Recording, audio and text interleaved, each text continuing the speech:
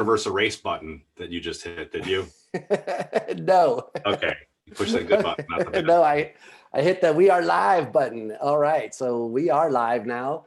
Joining me today is, I would say, an extra special guest, but it feels weird even saying that you're a guest since given your extensive background and knowledge of this area, but nonetheless, a super extra special guest, Pete Mandik. Not for Pete. Oh shoot, yeah. You guys. Did you not hit the button? button? Can you hear that? That's the back. Okay, I'm turning that up. What the heck is going on? Okay, there we go. Oh no, I might have just messed this up. Oh, dude. Okay. Sorry, I don't know if this is live or not anymore. Let me just double check because I think I closed the wrong window. I might have to restart it, or this might be actually live. I don't know. Okay. So let's figure this out before we go any further. I'm still new to this YouTube live studio thing. Yeah, we're live. Okay, so this whole thing has been live and we look like, or I look like an idiot. Okay, great. Oh, okay. I'm sure I look like an idiot also. So yeah, no, that's my fault. But joining me, as I was saying, was Pete Mandik, and you know the routine, Pete. For those who don't know you, can you say a little something about who you are and what you do? Yes, I am a professor of philosophy at William Paterson University, where I'm also the chair of the department. And let me tell you, being chair is awesome. Everyone should go be chair, especially if you're in my department. Give me a break. Don't fall for that, guys. So I'm a philosophy of mind guy, and I guess also philosophy of science, although mostly insofar as it relates to philosophy of mind stuff. And I very much am interested in consciousness and have written a lot of stuff about consciousness. And I'm also a philosopher cartoonist and published the monthly comic Mind Chunks, which appears at Daily News. And I've been doing that for like 4 years or something. Those are awesome too, man. I love those. Thank you. Thank you. And I hope I don't jinx it by saying that someone from Oxford University Press reached out to me to develop a philosophical graphic novel series. Wow. So cool. Yeah, you'd be great at that, man, honestly. So I'm in the process of putting together a proposal and some mock-ups for that. What else? I also going to be doing a second edition of This is Philosophy of Mind, a Philosophy of Mind textbook that I'm very proud of. I think went pretty well. Yeah, it's good. So that's under second edition is under contract now, and I think it's going to be out in 2022. I think that's right, or maybe 2021, but soonish. Cool.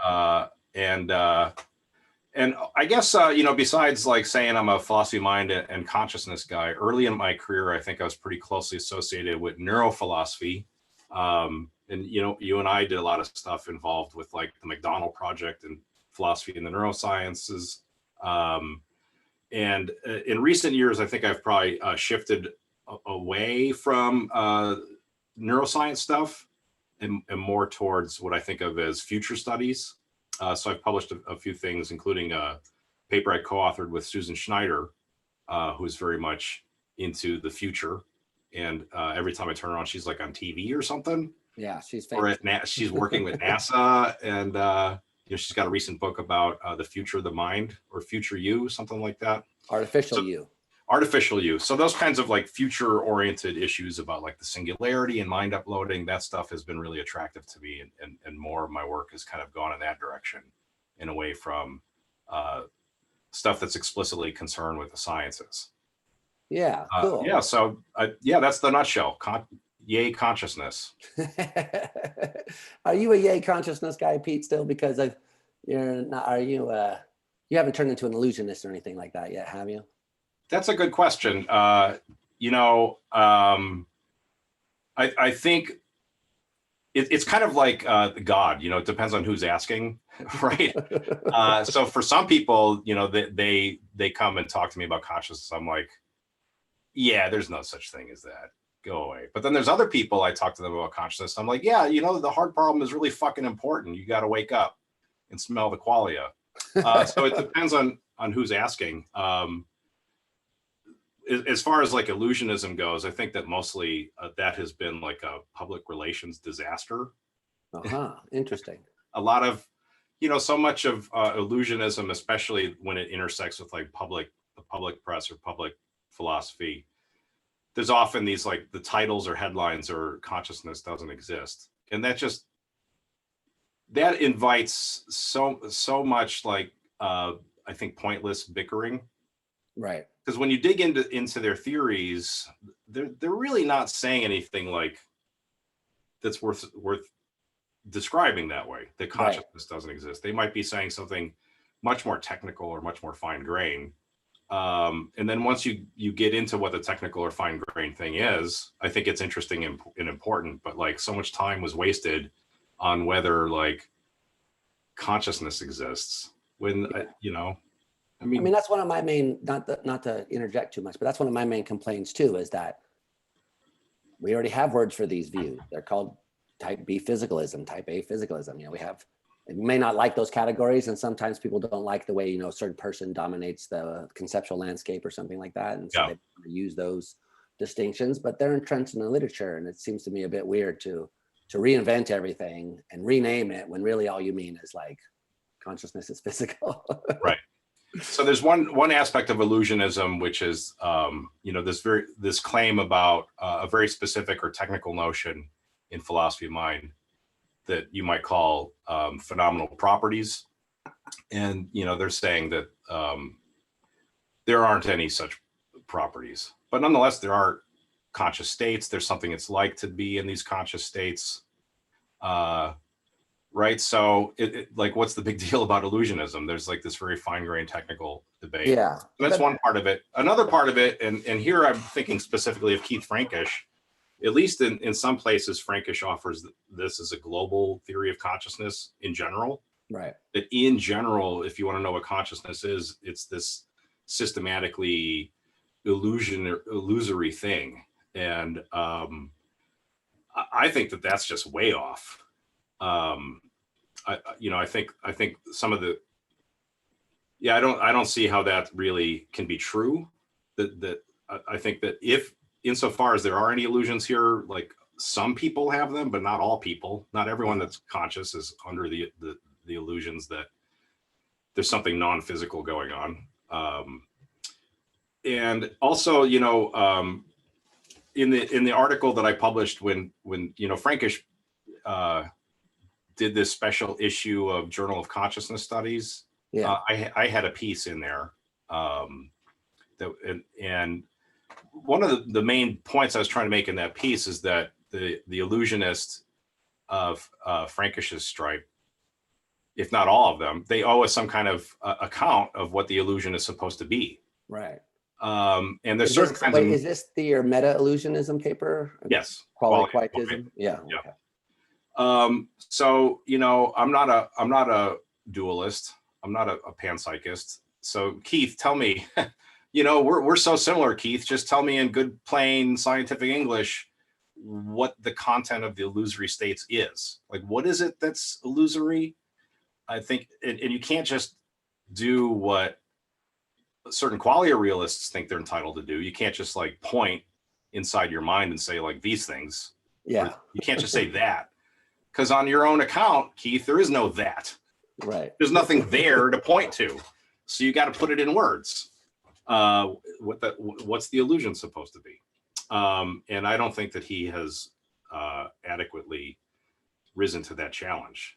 Yeah, that's interesting. And then, that's not fully accurate. I mean, there's certain points where, he says specific things about what the illusion is supposed to be.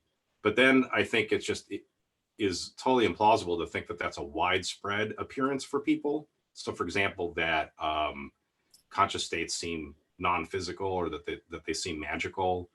I mean, I trust, some people say that they seem non-physical to them, and I trust them. I give them the benefit of the doubt, but they don't seem non-physical to me. Yeah, exactly. I have that same response. If anything, they're neutral. Yeah. They're silent about That's the whether whole they're point. physical or not. It's an epistemic thing, right? That you come in contact Right. with them, and the metaphysics of it. If it were that obvious, we'd be done already. That's right. There'd be nothing for us to do. I once had this weird dust up with Galen Strawson, who in person I find him to be like really congenial, a great person to have a conversation with. But in writing, he comes across as like he's freaking out. He's grandstanding. Yeah, exactly. It's like nuts. Like he is so outraged by Daniel Dennett and anyone who might even think about agreeing with Daniel Dennett for a second. Exactly. So I had That's what I liked about him. So we had this argument that took place, I think, in like the discussion section of academia.edu, or like one of those websites where you could like pose a question and people could come and answer the question. And I posed some question about like why, something about like trying to pose a question about like developmental psychology of these sorts of intuitions about consciousness. Like, for example, the general Mary sort of intuition, or like, which is just like it goes back at least as far to like 18th century empiricists, if not earlier, right? So like Hume, I think it was his wording about like you couldn't know the relish of wine unless you tasted it, right? These are parts of his arguments for empiricism. So that's an idea that's been around for a long time. Yes. But like why would people think that is, I think, a legitimate question. And Galen, I forgot exactly how he put it, but he was completely outraged.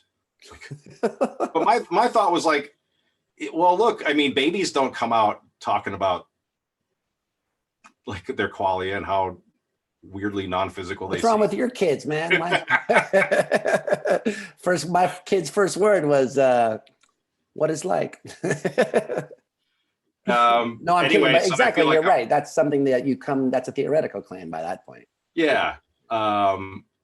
It is interesting how natural it seems to some people, and for other people, like it takes so much work to try to get them to have the intuitions, and you feel a little guilty while you're doing it. Like I had this argument with my mom like 15 years ago. I was home for Christmas, and I don't know why I just started talking about inverted qualia. I mean, why not? And my mom could not comprehend it.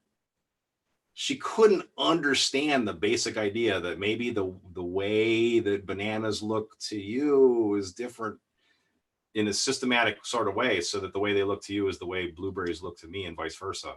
Right. My mom couldn't get it. And after a while, I was like, well, wait a minute, maybe she's pure. Like she like, why should I introduce her to original sin? Yeah, exactly. You said, why are you always talking about bananas, man? Clearly it was watermelon and apple. She would have got it. So anyway, like some of these claims, to bring this back to illusionism, some of these claims about what the illusion is supposed to be, like it's implausible that people generally have that, or like experience that so-called illusion. Yeah. I mean, I guess in your paper, it seemed like you were saying something a little bit stronger, which was that nobody has these, no one's under this illusion. Well, if I said that, I was wrong. I mean, I think that, I forgot where I saw this, but I think David Chalmers has said that phenomenology seems non-physical to him. Huh? Did he say that? Yeah, I think I read it somewhere, but. So yeah, that's just interesting. So, I mean, there's a couple of things I want to ask you about what you've been saying, but on the one hand, to be sort of fair to Frankish, I think, I mean, I'm not really sure because, I've talked to him a bunch and I really like Keith, obviously. I think he's a great guy. I think he's a good philosopher, but I'm not sure like what to make of his view in this area, to be honest with you, or how serious to take it.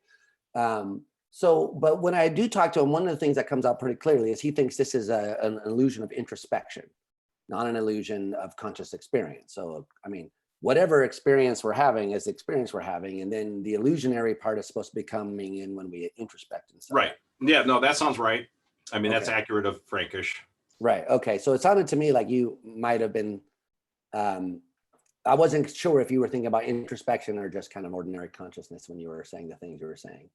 Well, my understanding is that for Frankish, at least in that Target article that was in that Journal of Consciousness Studies thing that he, also edited all the invited pieces too, that it was being offered as a general theory of consciousness.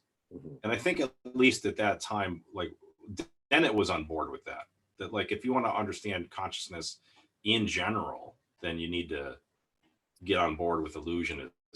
And I thought Frankish was saying in that article in particular that that people are subject to this introspective illusion is consciousness. Consciousness is like being subject to that introspective illusion. Oh, I see. Uh, Yeah, that's not the way I mean, I think that's a fair reading of us. I hadn't thought of it that way till you just said it. Yeah.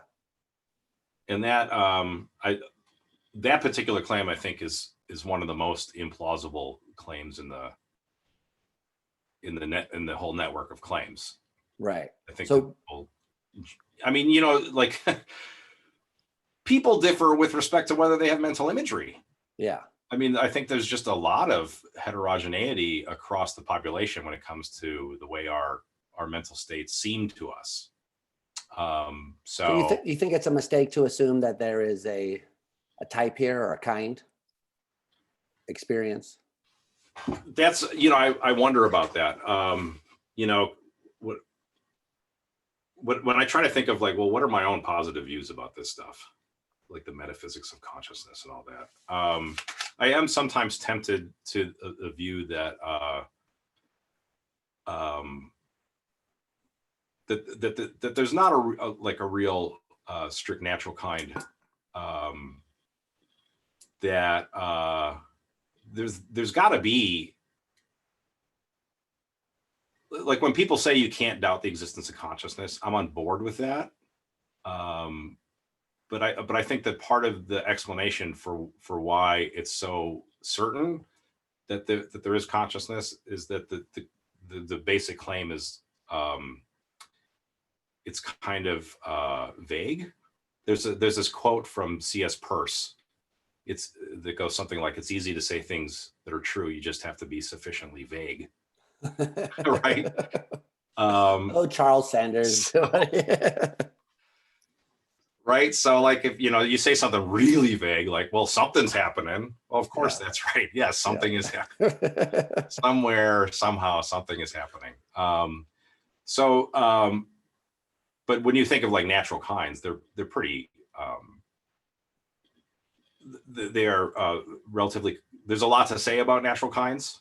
Like, so specifying what a mammal is or specifying what hydrogen is, you're going to get a pretty long string of descriptions. Mm-hmm. Natural kinds aren't like exhausted the way, say, Wednesday is.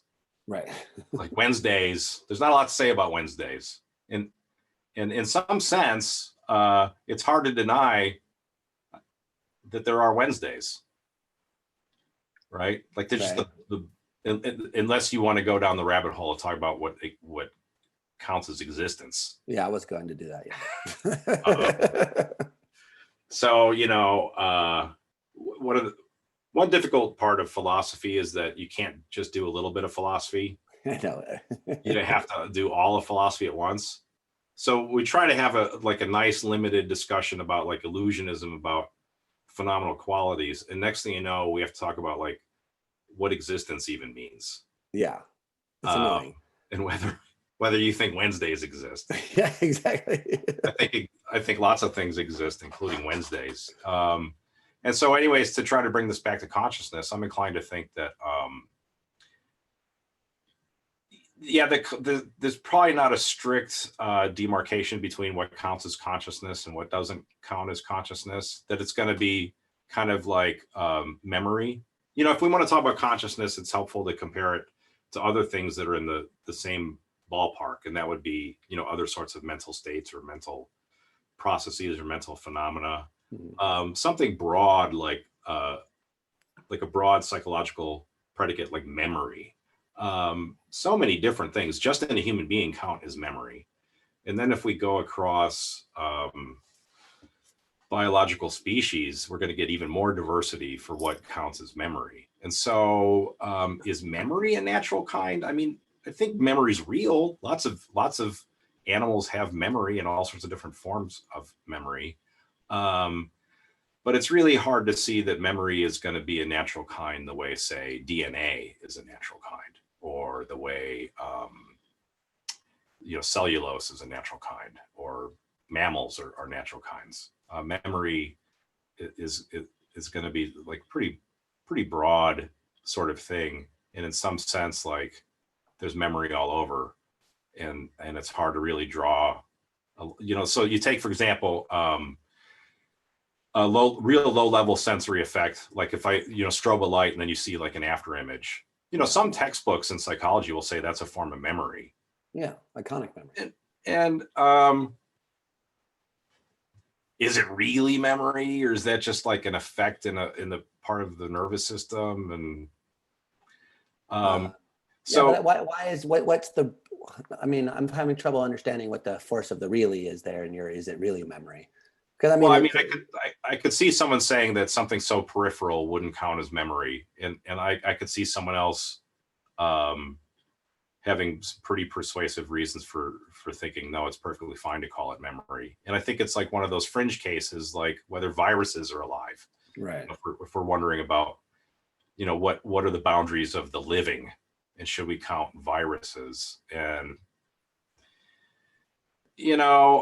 so is life a natural kind? Is memory a natural kind? I'm kind of inclined to think that they're not, or at least they're not as natural. Like they don't carve things as tight of joints as say mammal or DNA does. They're kind of broader and vaguer, and I'm tempted to the view that puts consciousness kind of in the same general category as memory or life. So why wouldn't you say that what you're talking about is an eliminativism about memory?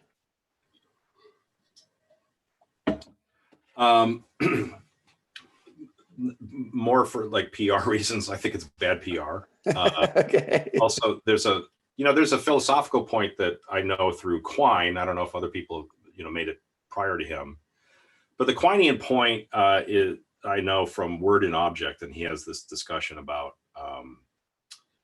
He doesn't put in exactly these words, but really, there's no real difference between an eliminativist and a reductionist. And I think his illustration is like there's these two scientists, and they're talking about some particles, and the one scientist says that the so-called particles don't exist because the so-called particles in question have property P, but no particles actually have property P. And the other one says something like, no, they do exist. We were just wrong about whether they have property P. Right. So one of them is an eliminativist. He's eliminating the particles. The other one is the reductionist, reducing the thing identified one way to this thing identified this other way. And Quine's point is that there's no real reason for choosing the one way of describing it versus the other. So, like, are we water eliminativists because we can talk in terms of H2O, or are we reductionists? We're reducing water to H2O. But those aren't ontological points. I mean, I'm not a Quinean or even a Quine expert, but those are semantic points as far as I understand Quine's point. So you could eliminate the word water from our language and not really lose anything if you just use the scientific language. But you haven't eliminated water. You just say you can get by without using the word. So I'm not really sure what the force of that thing is supposed to be. Well, I mean, eliminating water is like you actually have some water in the first place and then you get rid of it. And I don't think people are saying that on either side of the fence. Saying there is no such thing as water. Well, no, that's what they're saying. They're saying there's no such thing as water. And what they're eliminating is the vocabulary. That's why it's called eliminativism, because you're taking a bunch of vocabulary and saying, we're going to get rid of it. Yeah, but you're not eliminating. I mean, well, they're denying the existence of it. So As I understand, it's an ontological view. That's right. But it gets its name because, I mean, a lot of the people pushing this were part of the linguistic turn. So, right. Rorty or Paul Churchland and their limited materialism about mental stuff. They're moving back and forth between a claim that you could state linguistically and a claim that you could make ontologically. But I think it's totally fair to put the ontological claim on them. I think they would accept that Churchland is saying there are no beliefs, there are no desires, there is nothing that has propositional content. Those don't exist. So it's a negative existence claim. Right, but that's not the Quinean point. Yeah, the Quinean point is this kind of metaphysical skepticism. Right. Which I find very attractive, that says like, well, you could take these claims and you could describe them as reductive, or you could describe them as eliminative, and it doesn't matter. It's just a choice in a way of speaking. Yeah, so I guess I find that's like almost offensive, actually. It's like I'm kind of like morally outraged by people that are that cavalier about what's real and what isn't. I think you have to be really bound up into positivism, which isn't necessarily a bad thing. I'm not against positivism 100%. So I certainly don't think you can dismiss it by saying, verification isn't verifiable or anything silly like that. But it just seems like you have to already be really committed to a certain outlook for that to even be a serious thing to say. Because we certainly at a common sense level know the difference, right, between there being witches and there not being witches. I'm an eliminativist about witches, at least of the kind that are like, magical. I know there are Wiccas and all that sort of stuff, but in the mythical sense of a broom flying person that dances around the cauldron that has magical abilities, I don't think those things exist. And I think that's I haven't reduced them to anything. I just say they're not there. That's different than saying. So I think you could find cases at different ends of the spectrum of plausibility for this claim. So take, for example, the rhinoceros that's in the room behind you. I'm not going to fall for that. Damn. There's no one is seriously going to take sides in a debate about whether that rhinoceros exists or not, versus we're just wrong about the rhinoceros. We're all going to agree that no, there's no rhinoceros in the room with Richard Brown. But then you look at other sorts of cases, like you look at people disagreeing about whether God exists, or you look at people disagreeing about free will, and it becomes so hard to know whether they are agreeing on an existence claim and just disagreeing about what's true of that thing, or whether they're actually right. I mean, so I don't know if you've had these kinds of conversations with people, but I have had conversations with people where I really don't know whether they think God exists or not. Right. And they're a priest or they're enrolled in theology school, and they're saying stuff to me that sounds to me like something I believe, and also would describe myself as an atheist in most circumstances. Or if you look at like free will debates, right? It's so hard to see like whether it's better to describe it as a disagreement about what exists versus what to say about that thing that exists. So I think that in those debates that are metaphysical in the way that the rhinoceros claim isn't, right? The claim that there's not a rhinoceros in the room with you, I mean, that's not really a metaphysical claim in the sense that there's people debating it right now and different people have theories about the contents of your room. But if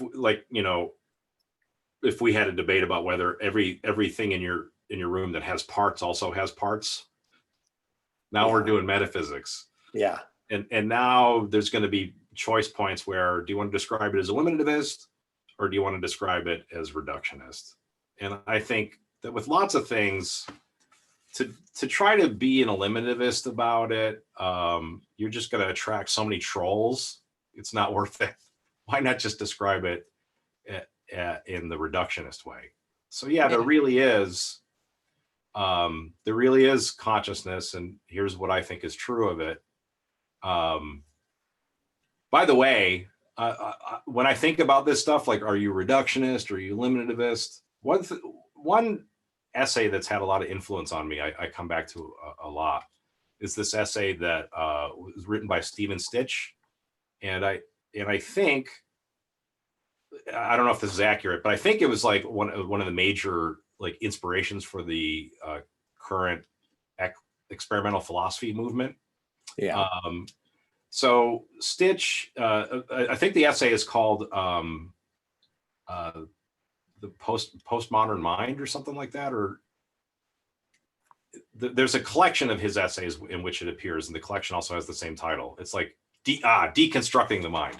Right. There we go. Okay. I thought it was remnants of meaning, but that's not right. Yeah. No, he did have a book called Fragmentation of Reason. But anyway, this is a book called Deconstructing the Mind, and the title essay, Deconstructing the Mind, is mainly about the eliminative materialism debate in philosophy of mind, involving Churchland and Fodor and those various parties, and some nearby debates about like externalism, about content, and his point is something like, in order to really get any traction one way or another in the eliminativism debate, which can be cast in terms of vocabulary, like what are the meanings of our psychological terms, and can we just get rid of those psychological terms? That debate itself presupposes going one way or another in this debate about what content is, right? What the meaning of terms is. You can't really make real progress in the debate about whether these terms refer. Is there anything that these terms refer to? Any existing thing that these psychological terms refer to? Well, in order to really make progress on that, you'd have to know what reference is. But who the fuck knows what reference is, right? Kripke does. That's who. And then he speculates at some point that maybe he brings up Kripke and the various intuitions that are built into the Kripkean arguments. And he speculates out loud that like maybe this wouldn't be cross-culturally universal. Right. And then I think he and his students went off and actually did Ep5. Right. Exactly. Yeah. No. Yeah. But anyway, that idea that like you can't even make real progress, like if you really want to find out if eliminativism versus reductionism is true with respect to like a word like memory, or a word like belief, or a word like consciousness, you would have to know way more about what meaning is. Yeah. What reference is. And by the way, I think Quine's skepticism about meaning is informing somewhat his view about the no real difference, right, between reductionism and eliminativism. No, absolutely. But why? So I guess, yeah, I'm getting a little off track here, but sorry about that. I like it. It's fine. So I was saying that I'm inspired by this Stitch point that to be kind of laissez-faire about whether I'm an eliminativist or reductionist. To really take a strong side one way or another would commit you to resolving a debate about like content or the meaning of terms, which itself, like, I'm not very optimistic about. Yeah. I wonder, see, I guess my reaction is that it all sounds good until you put consciousness in the same category as memory and life. Mm-hmm. Because good point. It just seems like there's a difference there in terms of closeness. Like, I know about consciousness in a better way. And I don't think I need to have a theory of reference to be able to make sense of the fact that there's something that it's like for me to have this conversation or see the colors in front of me. Yeah. Whereas these other things I can make sense. Okay, so, is iconic memory really memory? I can make sense of that. But I can't really make sense of the corresponding questions about consciousness. Like, So I think that's a super important point, and one that, I keep coming back to in my own thought when wondering, like, well, what do I really think about all this stuff? So I think with respect to whether consciousness exists, you just introspect and like, that thing right there, whatever you're doing right there, that's consciousness. It's somewhere in there. You really think it involves introspection? Sorry, what? Go ahead, finish your thought, and then I'll finish it. Part of what we're talking about is whether it's a natural kind. Yeah. And I think that,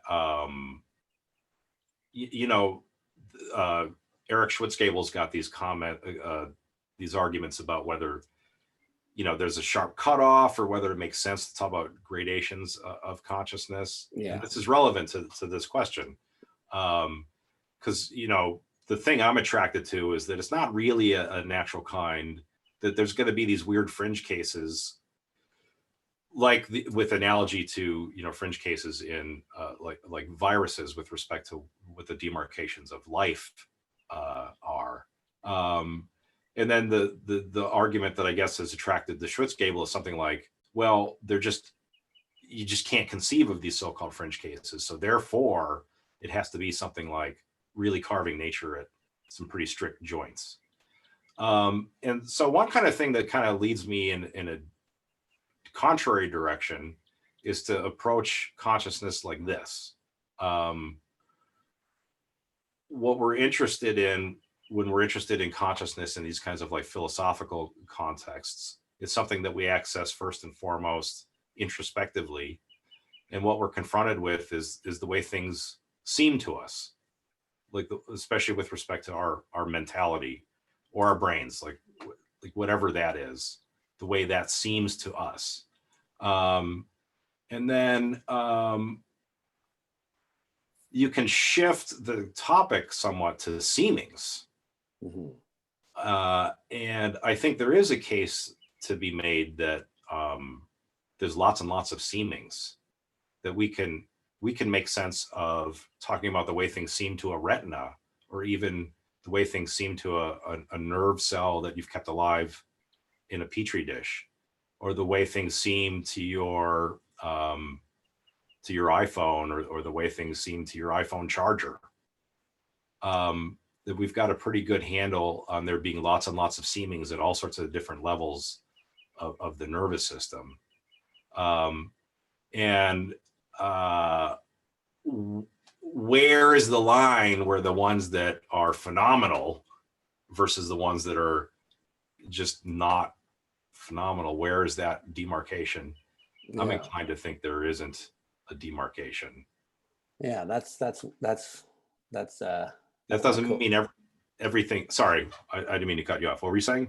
Nothing. I'm just surprised by that. But so let me ask you a slightly related question, but we'll see how this connects back around. So do you think let's suppose that there were creatures like us, but that couldn't introspect. Do you think consciousness would be a word in their vocabulary, or that we'd have these similar kinds of problems? Well, so they talk about each other? Yeah. So if they talk about each other, I think that they're going to have something like, it's going to be useful to talk about like whether that, you know, were they aware of the predator? Were they aware of the pile of coconuts? Were they aware of the stack of dishes they left unwashed? And so that, you know, that is a cognate of our conscious, like at least one of our uses of consciousness.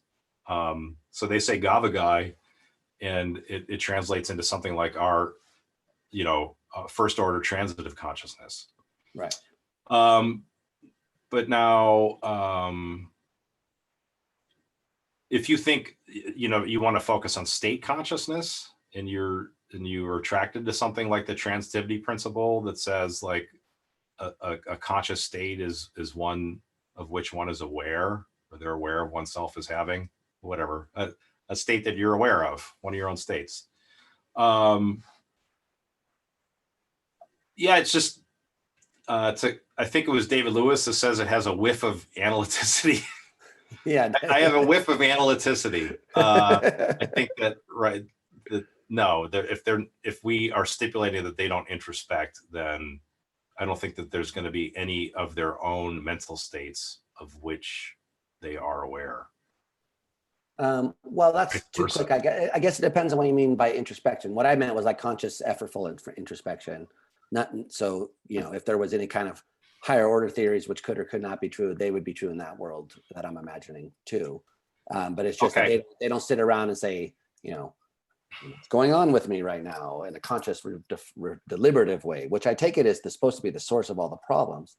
I mean, the reason why I asked that, just to make my cards on the table, is that I feel like, irregardless of your theory of consciousness, that if people couldn't introspect, we would still have all the same questions about consciousness.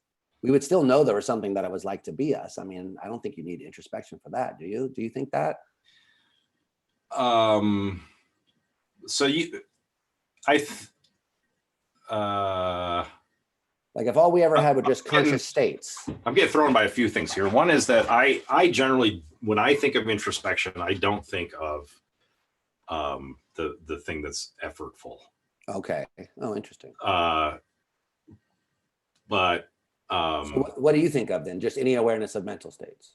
Yeah, so I think of introspection as, in a lot of ways, as analogous to perception. And the only difference is where perception is about things that aren't themselves mental states, and introspection is. Right. And then from there, you could say, well, some introspection is effortful, some of it is, can be voluntary, while others aren't. That's like the David Armstrong way of talking about introspection. I'm not real up on my Armstrong, but I'll go along with that. So okay. So is the question specific? So let's just say that you make a distinction between having a conscious experience and introspecting that conscious experience, where that requires some kind of effortful, deliberative attention to the conscious experience. And you'd minus that out and just have conscious experiences, whatever they are. So just conscious experience, whatever that is, but no ability to sit and focus and think about it. Because I don't think that the kind of thing that Eric is a skeptic about is this automatic thin notion of introspection you're talking about. He's a skeptic about this, deliberate, effortful thing. And I don't think that that's when Keith talks about introspective illusion. I think he means this effortful, deliberative thing too, not this more friendlier, could be going on without you notice it sort of thing, right? So let me try this and see if I'm connecting with the sort of thing you're trying to ask about. So I'm in a state that's effortful, it's inward directed, and then I start wondering philosophy of mind type things, like, how could this be brain states? Or could the way it's like for me be the same as the way it is for Richard? And would it have to be the same? Could the way it is for him be radically different? And what is this? What is this? Okay, so now then we ask questions like, well, what if you took away the introspective, deliberative stuff, right? Mm-hmm. So like, I am deliberatively and introspectively focusing on what it's like to have an experience of tasting wine. And now that, at least the language suggests that there's a relation between me being aware of it and the it of which I'm aware. Right. Well, could there be the very same it without me being aware of it? So like what? Maybe I'm absentmindedly just like chugging. Yeah. And I don't even realize that I've finished the whole fucking bottle of wine. It's not absentmindedly. It's just you're not deliberatively attending to it. Fine. Yeah, fine.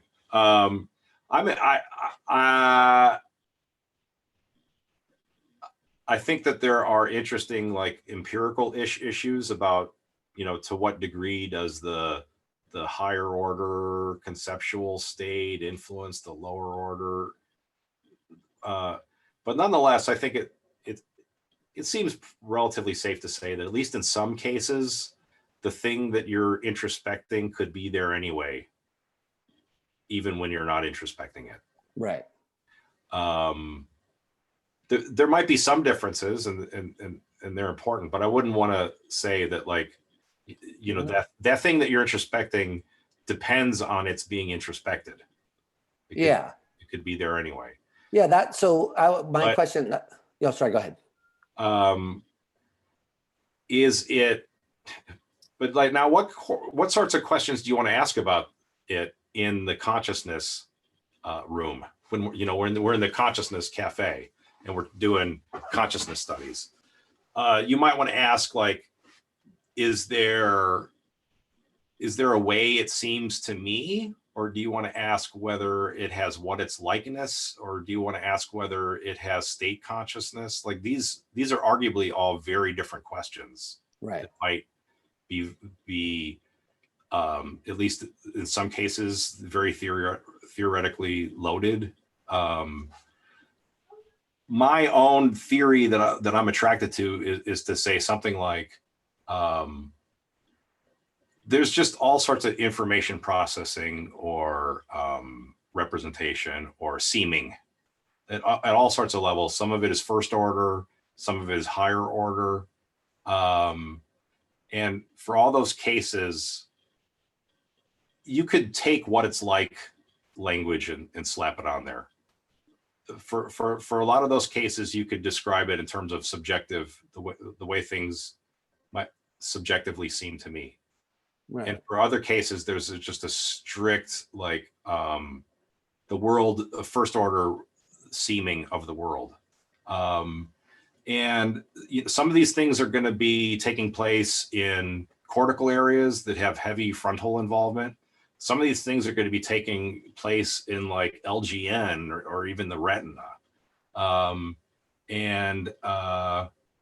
Some of these processes are similar to things happening in single cell organisms. And I don't think that there's a strict cutoff where like, oh, it's only when you've got frontal lobes that then you get the glow, and everything else doesn't count. Yeah, no, I'm not talking about that sort of stuff, or I didn't mean to be. I was just wondering, maybe I phrased it incorrectly, but I was trying to figure out, well, because it seems to me that a lot of the things that we're debating bring in introspection in this deliberative sense. Yeah. So I was wondering what your feeling was, because my view is that if we never had introspective abilities, by which I mean deliberative and consciously attending to one's own conscious states, we would still have philosophy of mind. We would still wonder what the nature of consciousness is. It would just be, we wouldn't have introspective data. But in the having of the conscious experience, just in being a conscious agent, there's a sense of there's something that it's like from my point of view, and that already raises all the questions. So it seems to me that sometimes in this debate, bringing in introspection is muddying the waters, and also somewhat of a red herring. So but I didn't know if I was alone in that. So I just wondered like what. Well, I don't want to say that introspection is necessary for consciousness. I think for our thinking about conscious, for our, talking, having these problems come up. I was bringing it up as kind of a reference fixer, like, here's what I think the debate is about, this thing that I happen to be introspecting right now. That doesn't mean it's necessary that it's introspected. Right. But we have it first in view in that introspective case. Now, your claim that you could have a population that just never had those kinds of introspective states, but nonetheless they could have most, if not all, of the philosophical problems of consciousness. I don't know if I agree with that. I don't know if I disagree with it. I think that one kind of claim that's in that ballpark that I do find plausible is a claim about like Mary intuitions and those kinds of debates about consciousness. I forgot who is the main person that has argued this. Maybe Alex Byrne, but they've said that you could redo this whole thing in terms of surface colors. Yeah, that's the kind of thing I have in mind. You could take all the arguments and you just change the wording a bit, and instead of talking about qualia, some alleged properties of mental states, we're doing it for these alleged properties of external objects. So, not only are you removing introspection, but you're removing mentality altogether. And they were saying something like, you could, just as you could construct a somewhat plausible argument against qualia physicalism using Mary type arguments, you could have an anti-physicalism about surface colors. I forgot who that was. So I think some aspects of this debate aren't specifically about introspection, and I think in some sense maybe it is a red herring. Maybe I I don't, I think you're hearing me as making a bigger deal of it than I, really want to make.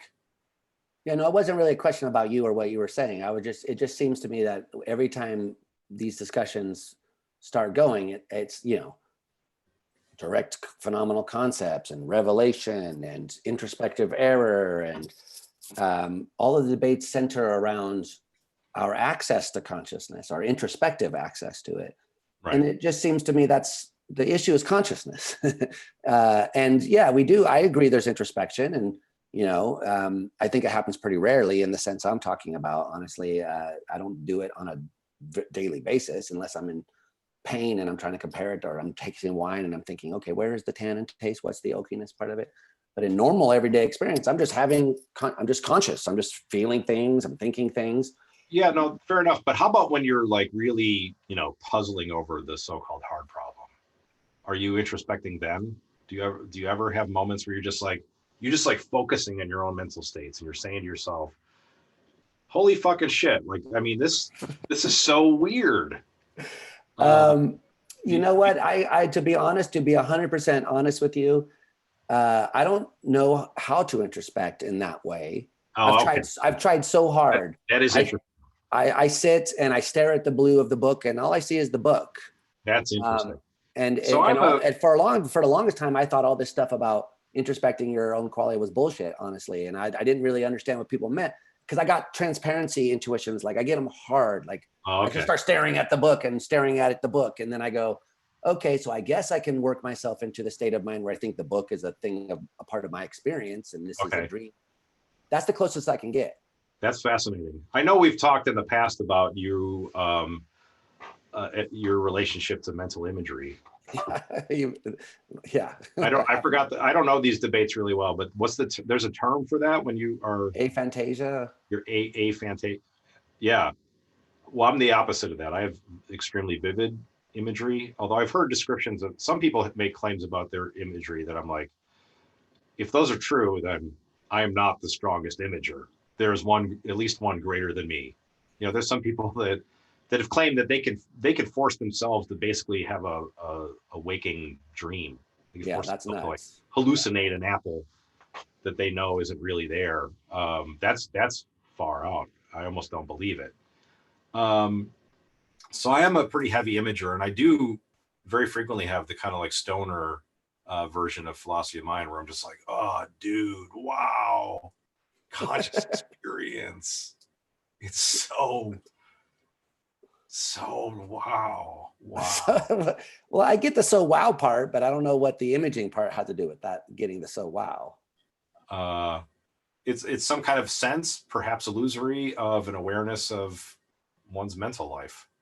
So that's the common thread. So say more about that because I lost the thread. So in the case of imagery, I say something like, you form an image of a capital letter D and a capital letter J, and then rotate the D 90 degrees counterclockwise and put it on top of the J, and then tell me what item that resembles. An umbrella? Yeah, right. So now some people will say they feel like they're seeing that in their inner eye, or they're aware of something in their mind. Yeah, I can't do that. And anyway, I think we're maybe getting off of the beaten path, because I don't know. I don't want to attach too much to introspection, except for this. I think that at least for me, like when I'm thinking about consciousness in my own conscious states, I'm recruiting a lot of mental resources that we can ask, like, well, are those essential for consciousness, or are they some kind of addition to consciousness? And I think that there's no real good answer to that question. I think that there is such a thing as an introspected conscious state, and you could wonder about states that aren't introspected, and you could talk about like their similarities and differences, but to ask like, well, which one really is consciousness? Then I think now I'm inclined to say that there's no real line to be drawn there. That there, So, are you familiar with Jeff Lee's work on the kind of non-specialness of consciousness? no. Oh, okay, so I was going to ask if this was in the ballpark of This that. is Joffrey Lee. Yeah. He has a pretty cool paper on this. I know, like he wrote a few papers about special relativity and left and right and mirror stuff. Yeah. That's the same guy, right? Yeah, it's the same guy. So I don't know his thing about the non-specialness. Basically, he thinks that there could be properties that are not consciousness as we understand it, but that are just as valuable as we think consciousness is. And so that the upshot would be that what we call consciousness isn't really all that special in the sense of attributing moral value or aesthetic value or things that are important in that way. So he's sort of a deflationist about those kinds of questions. But his primary thought experiment is one about an alien without consciousness that comes and looks at us and doesn't think there's anything special about us, and we don't think there's anything special. I mean, I'm butchering obviously his papers carefully argued. But anyway, but that doesn't sound like exactly what you're saying. I would agree with the claims you just attributed to Lee. Like, okay, agree with that stuff, but that's I think a different. Yeah, it's a different thing. Yeah. So, do you think what do you think the role of consciousness is grounding like moral value? Do you think there's something important there, or do you think morality doesn't require consciousness? Or if we were zombies, would there still be things that were good or bad? Yeah, I'm generally inclined toward I don't think it's just consciousness, although I think I've been oscillating about that quite a bit in recent years. I think generally when it comes to like meta-ethical stuff, a pluralist and suspicious of any sorts of claims, like for example that it's all about pleasure, like it just reduces directly to pleasure, how much you're experiencing. But I don't know what to say. Yeah, because I get a lot of pushback because I've said things like a purely rational creature that wasn't conscious at all would still have some moral value. If it were just rational, it could still make promises, it could still break promises, it could still have preferences. Even if it didn't experience things in any way that we would call consciously, or I still think that you could harm it or wrong it, and it could harm and wrong us. And so I don't know. Some people think that that's just too wild. I've had people actually email me and say, "What the fuck are you talking about?" I'm kind of inclined to agree with that, except I think this rational creature that you've just described, it's going to have intentional states. Yeah. Some of its states are going to be about other things. And insofar as it has those, it's going to have states of transitive consciousness.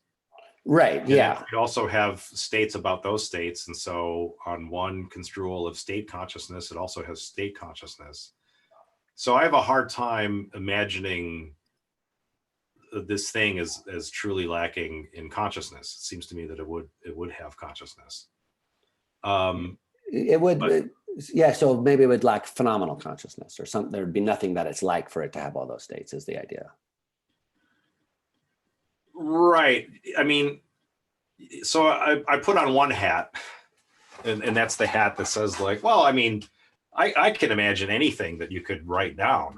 I was like, there's nothing to conceivability besides just like stringing together some shit in the language of thought. Yeah. So you say there's a zombie, fine, I can conceive that. But then I wear other hats, like, well, what do I think is going on with respect to consciousness? I think it's all over. Wherever you've got anything like representation or intentionality, you've got it. Yeah, so it's hard for you to separate those. Yeah, there's nonetheless different kinds of it. I mean, I still think it's worth distinguishing state consciousness from transitive consciousness, and there's differences between visual consciousness and auditory consciousness, and states that are conceptual versus non-conceptual content. There's all sorts of differences there, and so in some sense, I'm a representationalist who doesn't really come down on higher order versus first order debates. I think they're all right. They're all correct. I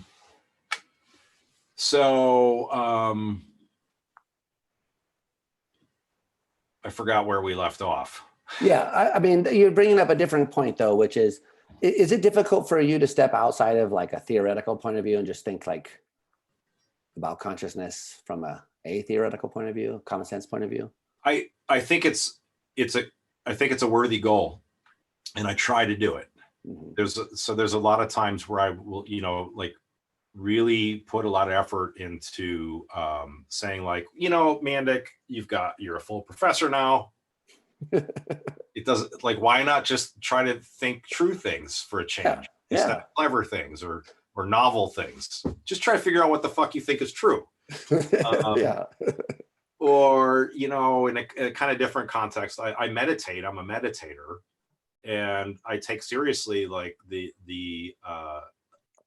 goal of at least attempting to just have a pure awareness, and to try to like get rid of all thinking about awareness and just have the awareness. Maybe that's not actually possible. I don't know, but at least, I try that. So I think that that's a good goal, to try to, as much as possible, become aware of the theoretical influences and just really be honest with yourself as much as you can about what are the data, what are the raw data. But probably you can't just bootstrap yourself out of bias. You're always going to have some bias, some theoretical residue or other. But nonetheless, I think it's worth trying. Like to really just what seems like is going on here. I have argued, for example, for real radical conceptualism about conscious states. Yeah. But I'm not sure I believe it. Like when I try to just take the theory hat off and just meditate and try to be real honest with like what it, it's like when you read about the B theory in Philosophy of Time, and then you ask yourself, do I really believe the B theory? No, sir, I do not. Yeah, exactly. On paper, it's the better theory, but like, nah. Yeah. You can't, I'm not fully on board. So with respect to consciousness, I really do think that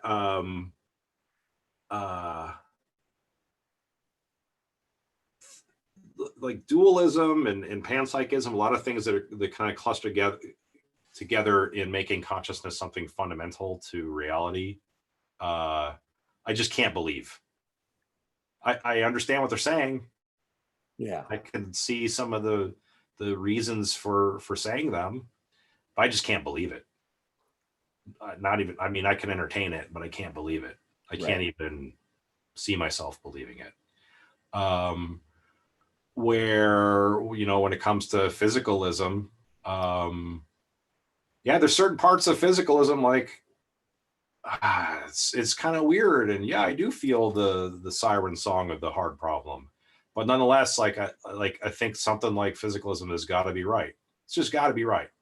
I have a hard time not believing it. Although I do try to, I can imagine being a Cartesian unextended thinking thing.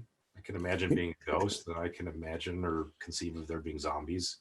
But I don't really believe that. Right. I really do believe that it's got to be the brain. It's got to be something happening in the brain. And I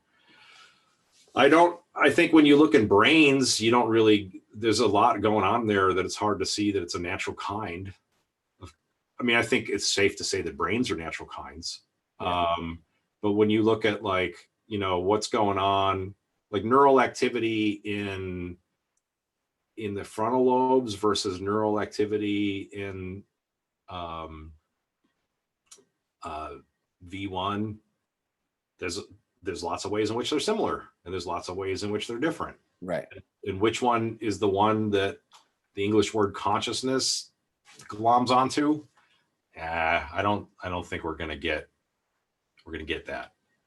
Well, I'm hoping you're wrong, because we're just trying to design some experiments to actually look at that currently. Well, good for you guys. We'll see. I mean, we'll see how it pans out. But yeah, okay. So I mean, that's interesting. I guess I just have the opposite view. I mean, I just think like there's something there that I know intimately, and I want to know what it is, and the rest. So that's where the theory begins, but it doesn't begin at home.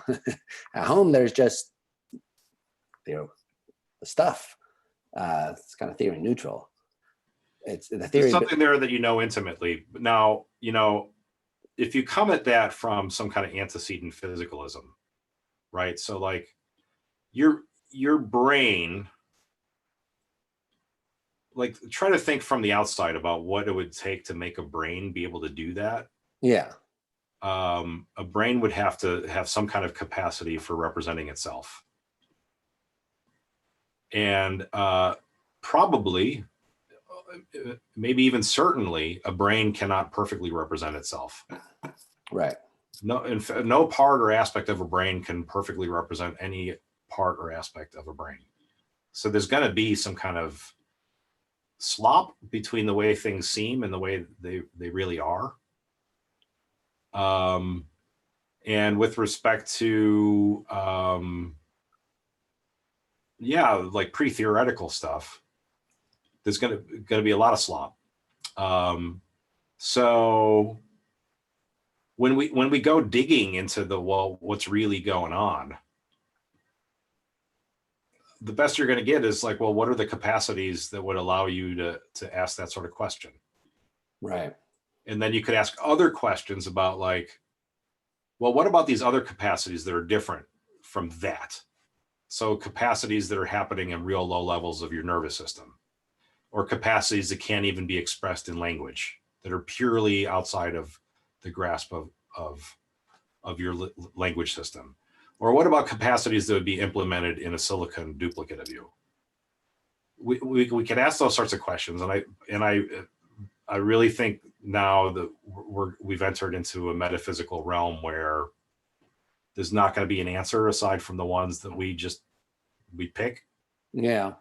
See, I don't feel that strongly about those. I still like, to me, I mean, me, my strongest commitment in philosophy is like to an identity theory. It's been weakened over time, honestly, in my 30,000 years of thinking about this stuff, but it's still my most strongest. Like if I were distributing credences, I'd put most of my poker chips there. Not all of them, not even a majority of them, but certainly the highest number of chips out of any space. I mean, the lowest number would be functionalism. Functionalism, dude. But still, you'll come around. It's possible, but functionalism. See, when you say you can't believe dualism, I can't believe functionalism. I just can't. I can't believe it. I teach it. I try to convince people to take it seriously, but I can't. I think it's just too bizarre. But anyway, so I think, so it's got to be something biological, something chemical, maybe something to do with, who knows, calcium ions, sodium ions, something about them perhaps. So okay, I think that. But what was so?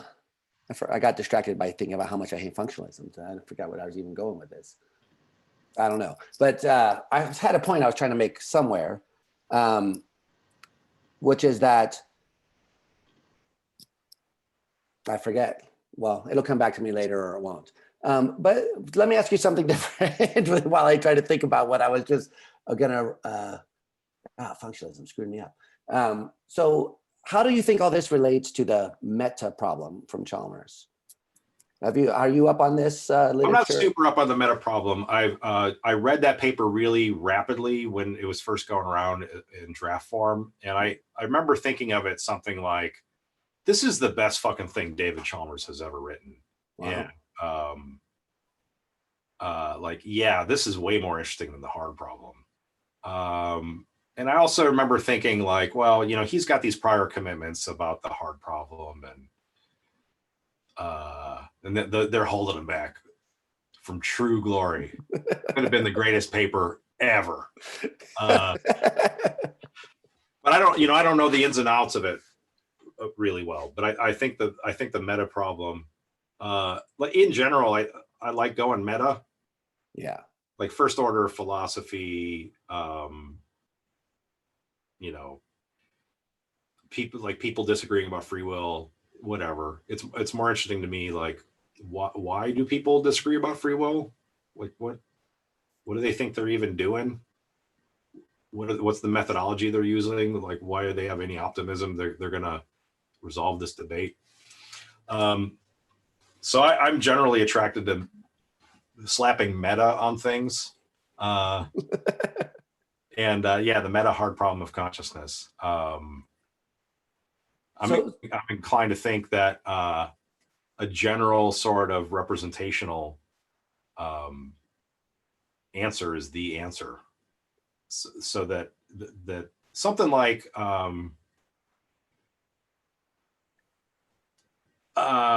Scott Baker, I think, has said similar sorts of things. Scott really emphasizes the way in which the brain is kind of shitty. The brain is just operating with all these, like this grab bag of tricks and really low quality information about its insides. The brain was designed to like focus mostly on your outsides. Right. There's all this computation dedicated to vision. You're a super seer, and to some degree auditory information, but there's really just low quality information about your insides. Like I think before we started recording we were talking about your appendicitis. A lot of people have this experience of not even knowing where it's coming from. Right. That was certainly an experience. I had my appendicitis. That I just didn't even feel the pain as being in my appendix until like several days into it. Yeah. And at least I have nerve endings down there. I don't even have nerve endings in my brain. So, why would we expect the brain to have anything but like a really rough and hazy picture of itself? So, you think about like what the resources the brain would have to represent itself. They'd be very impoverished. It kind of has a rough sense of when things are happening. Almost zero sense of where things are happening, except like a vague, like in here. And that's about it, Yeah. So some of our representations are sparse, the speckled hen kind of like just more speckles, or Dennett's more Maryland's sort of example. Others are going to be more replete. Some are going to be more analog, and some are going to be more digital, is a way some people have expressed that. And I think the puzzles can, the things that are philosophically puzzling about consciousness, I'm optimistic you could resolve as just being artifacts of that self-representational problem. So the reason I asked is because it sounds to me a little bit like what you're saying now is at odds with your meta-illusionism claim. Because, the way I took Chalmers' project is that, first of all, I'd say it's incorrect to say that any theory of consciousness that is successful has to explain these problem intuitions. I guess I'm more inclined to think that these just are not widespread. It's not obvious to me that the average person has problem intuitions or thinks of dualism in the same way philosophers do. I often say, ordinary people think non-physical just means can't touch it. So my students often tell me like the air is non-physical until you qualify what you mean by that. Right. You can't grab it. So when they say the mind is non-physical, I think a lot of people just have this, you can't touch it sort of feeling. So I'm not sure how the MC Hammer definition. Can't touch this. Good one. Oh, brother, leave the 90s back there. Okay, let's go. But yeah, but so that's my point though, is that it's not like a lot of people appeal to like Paul Bloom and the intuitive dualism. I'm just not sure how much the intuitive dualism really is metaphysical dualism in the sense that philosophers mean. So I took your claim in the meta illusionism paper to be, these things are not widespread. Right. And Chalmers seems to think they are, and that a theory of consciousness has to explain why people have these widespread intuitive reactions. So you don't agree with that part of the view? No, I agree with everything that you've been saying for the past minute or so. And Okay. so just to be clear, because maybe I misspoke or something, or what I'm excited about with respect to the meta hard problem project is just, I think that would be a really great thing to have explained. I don't want to say, and if I did, then I was in error. I wouldn't want to say a theory of consciousness has to explain that. I think it's an interesting thing that should be explained. So the thing that should be explained is why some people have. Yeah, why some people are, like are so impressed with the hard problem of consciousness. Like someone you had on, what's his name, Castrop or whatever. Yeah, Bernardo. Like that's like the center of his whole intellectual project, right? Yeah. Mm-hmm. Right. No, I wouldn't want to say that you've got like a theory of consciousness has to give an account of why some people are so moved by the hard problem. I do, however, want to know why some people are so moved by the hard problem. Yeah, I mean, it goes back. Some people, I think they get more attention than the good guys, so to speak. People say, how could Technicolor, I think it was Colin McGinn who said that, how could Technicolor qualia come from soggy gray matter? I don't know, it's easy. How can anything come from anything? So right. I've never felt the pull of that, to be honest with you. I do, I can work myself up into thinking mostly through Cartesian doubt stuff. That's my way into all of this stuff, is like, I can say, oh, what if I'm in a dream right now? What if this computer's not even here? Well, it's still got these colors, right?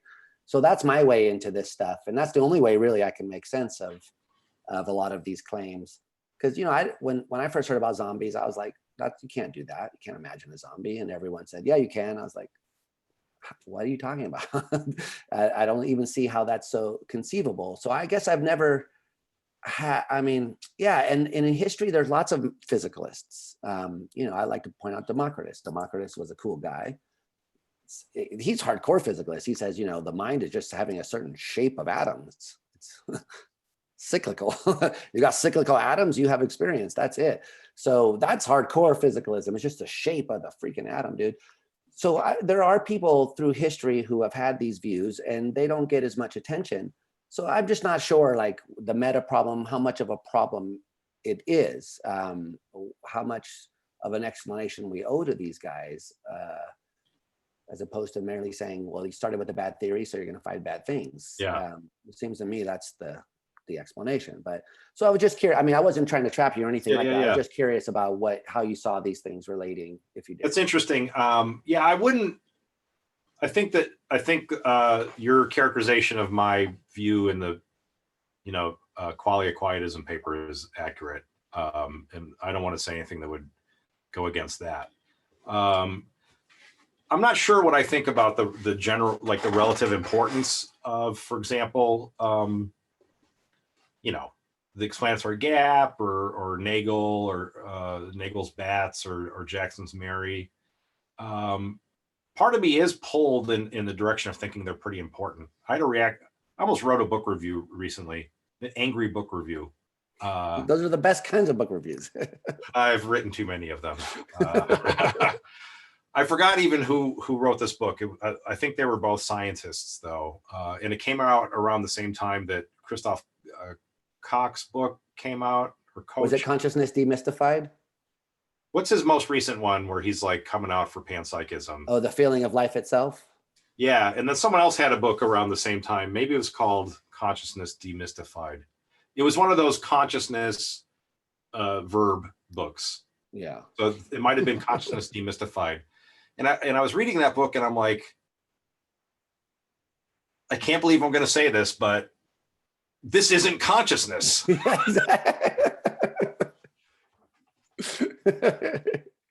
You had one job. You had one job and you screwed it up. You mystified consciousness. Turns out those guys are Searle fans. So if there's anyone who is like just bulldozing through with no respect to philosophy, it's Searle, right? I mean, he's just like, it's obvious. What's your problem? I used to like that about him when I was younger, but it's so frustrating when I was. Wait, what about you when you were younger? I used to like that about Searle when I was younger. Yeah. He was like, yo, fuck the bullshit. Let's just common sense it. But this is like, dude, it's just not good. It sounds good, but then when someone sneaks a bunch of not common sense in, exactly, you don't feel so good. I actually did write an angry book review of that book, and then they didn't publish it. The demystified one. So I remember thinking, like, I wanted to grab them and say, like, come on, just tell me something about Mary. Tell me something. I was gonna grab the book and show it to you just to see, but Is it green? Yeah, I think it's green. Yeah, we're thinking of the same thing. Okay. And it's a pair of authors, right? Yes, two authors. Yeah, two guys. I forget their names actually. But I think, and they're like really impressed with Damasio, whose stuff about consciousness I just despise. And oh, you despise that stuff? Yeah. Although, I mean, just so that we could not subtweet these guys, it's Todd Feinberg and John Mallett. Is that who you're thinking of, or are we thinking of different people here? I need to see the cover of the book to be confident. Kind of has like a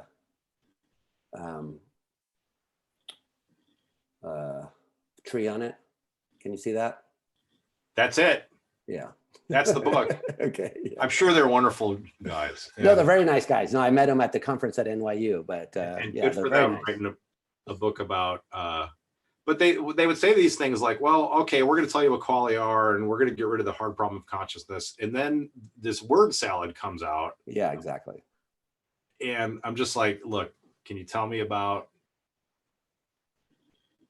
what if there was a super neuroscientist who only saw black? But you're begging for Mary. You know something's gone wrong somewhere. Give me some, connect it.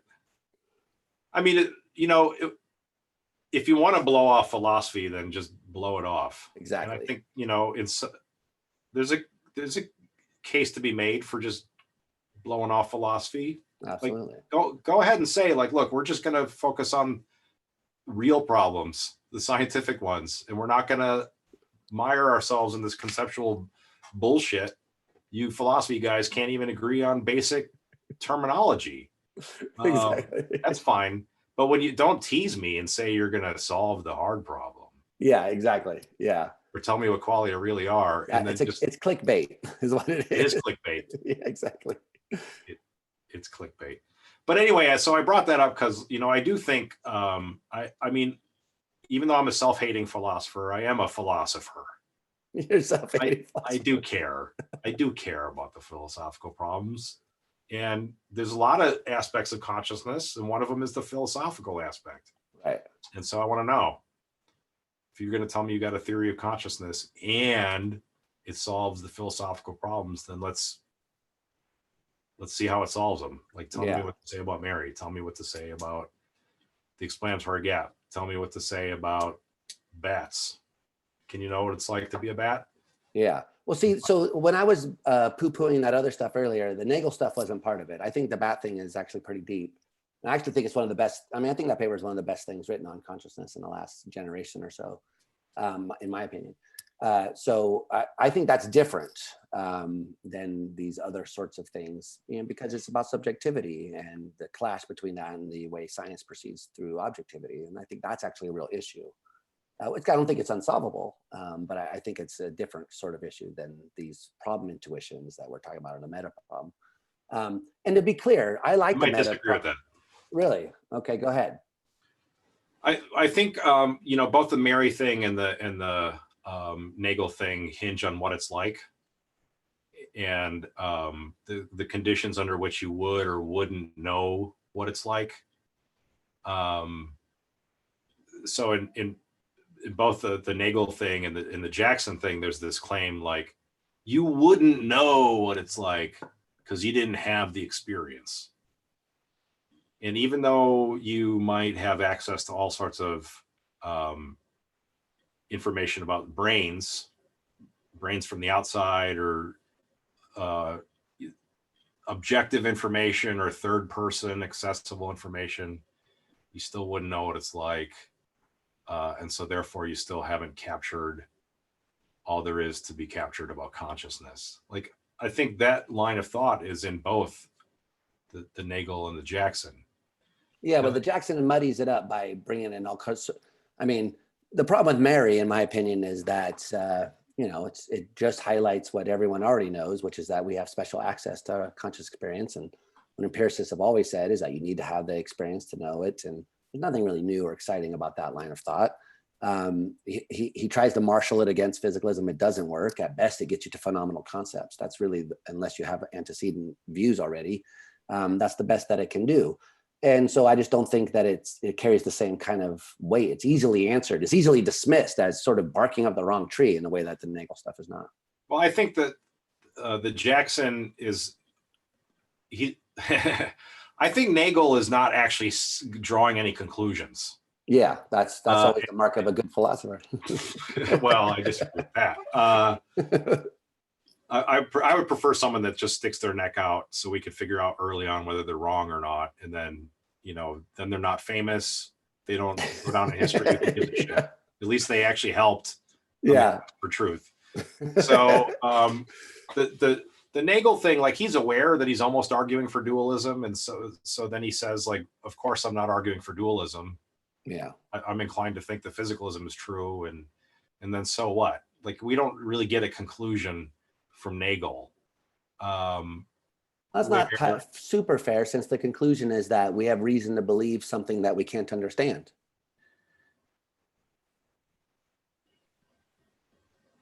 And that's kind of the point of the caterpillar in the box at the end of the article. It's like, if you didn't know what happened inside of it and the butterfly flew out, you would have some evidence that something happened, but you couldn't understand it. And so I think that's his sort of conclusion in that paper about physicalism. It's like, we have evidence for it.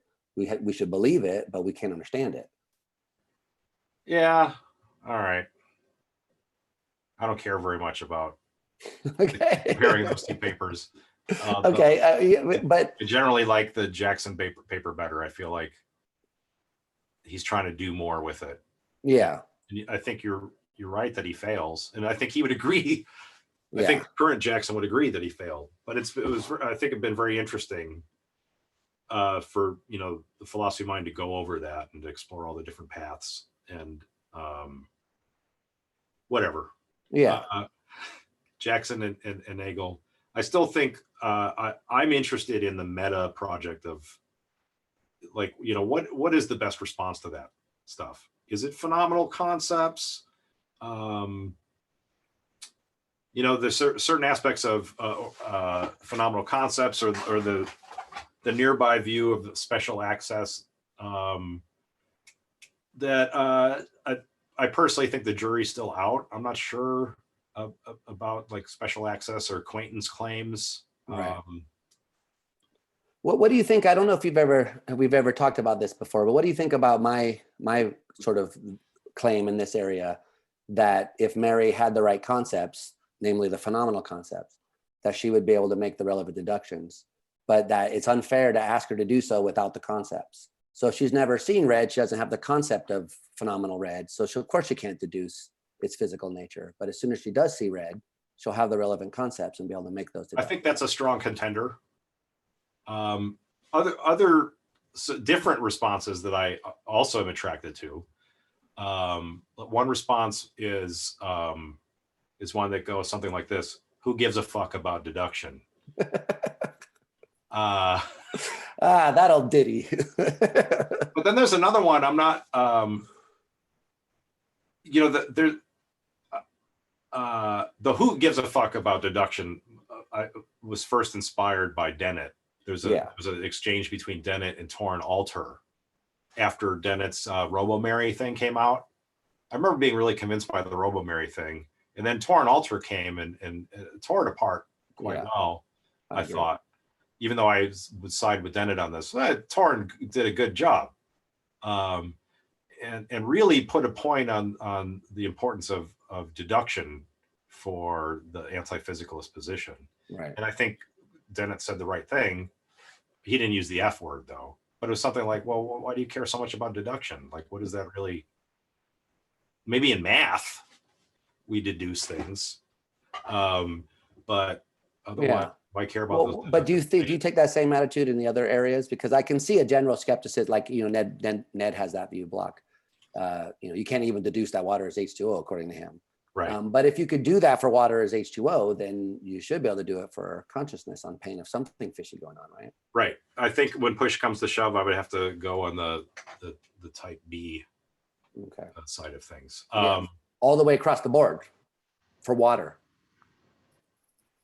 I'm not sure what I'm committing to if I say yes, but I feel like saying yes anyway. Okay. Well, you'd be committing yourself to the view that there's no a priori deduction, even in principle, from the physical facts to there being water on Earth. Yeah, I might be comfortable with that. Okay. I've always found that very hard to really palate, I guess. I don't know why, but I've always found that like a very strange view. Yeah, I mean, there was something else I was going to say. Now I forgot my train of thought was. Sorry. So yeah, so let's put a thumbtack or whatever in the Block versus Chalmers Jackson thing. Okay. But what I was going to say about responses to the Mary argument, there's the fuck deduction one that I find very appealing. And another one I find appealing, at least because I haven't seen it worked out yet, and I would like to see it worked out, is something like that I was trying to get at in my mini debate I mentioned with Galen Strawson, which is about why people would have that empiricist intuition in the first place.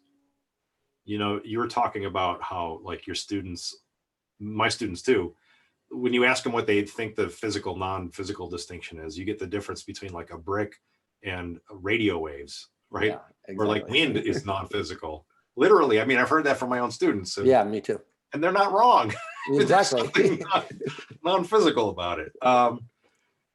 My wife and my toddler had a big screaming match yesterday about whether the wind is alive. Wow. Yeah. And what side was Rachel on? Yes. Oh, she was saying no. Oh, Tessa, the little one, was saying it is alive, and I was kind of thinking, like, she had some good points. It's got it's got a metabolism, one might argue. Tessa was arguing that? Huh? Tessa made that point? No. I wanted to chime in and help her out. But I decided to let her fight her own fight. But anyways, so we don't even, like, so many of us don't even know what to say about the wind. Why should we trust this like weird intuition that in order to have a certain kind of knowledge, you have to have the thing in your mind? Yeah, this is Par Sundstrom's.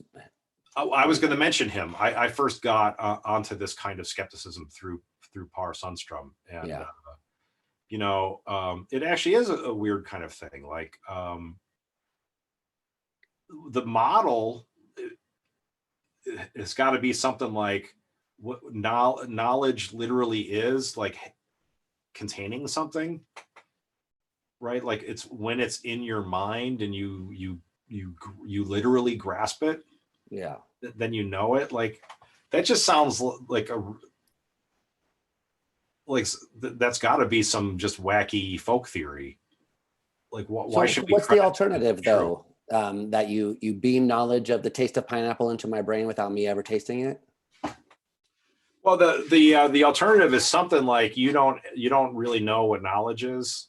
Yeah. You've got some, like, maybe you have this experience with your own students when you're trying to get them into, like, Descartes' criticisms of the Aristotelians, and get them to appreciate that it's probably wrong that you ask them something like, how do you know there's a thermos here? And they say, well, because I see it.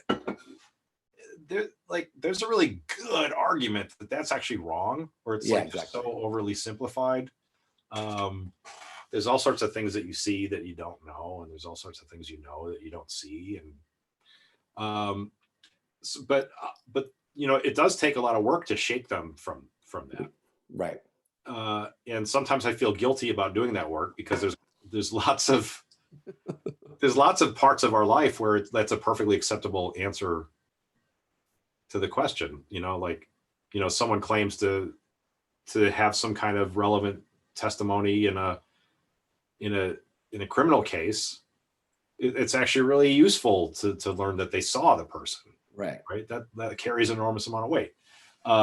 Until you learn about change blindness, and then you learn about change blindness and all sorts of kinds of cognitive penetration. Right, exactly. And then deep fakes. Oh God, yeah. Oof. Oh my God, we're not ready for deep fakes, man. We're not ready. No, that's gonna blow the lid off all sorts of things. Yeah.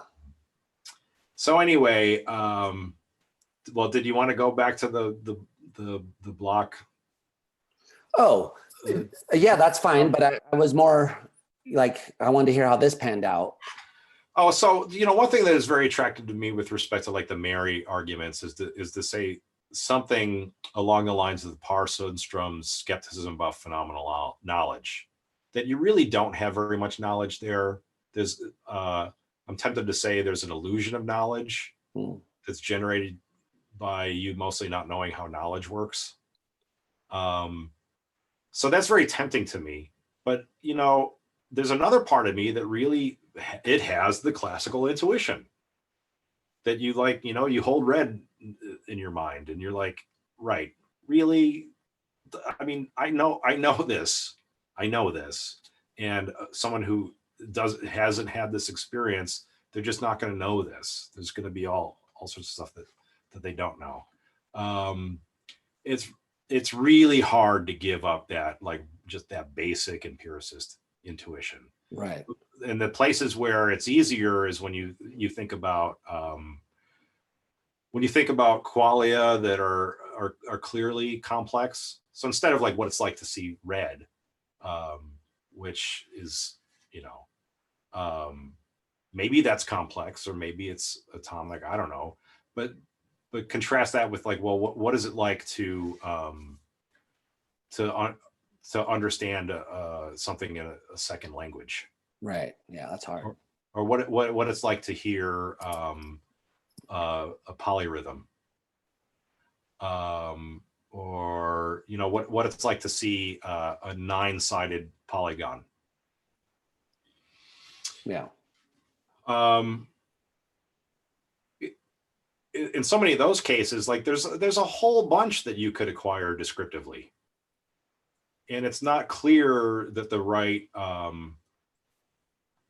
explanation of the relationship between that and the red case is a combinatoric case. Right.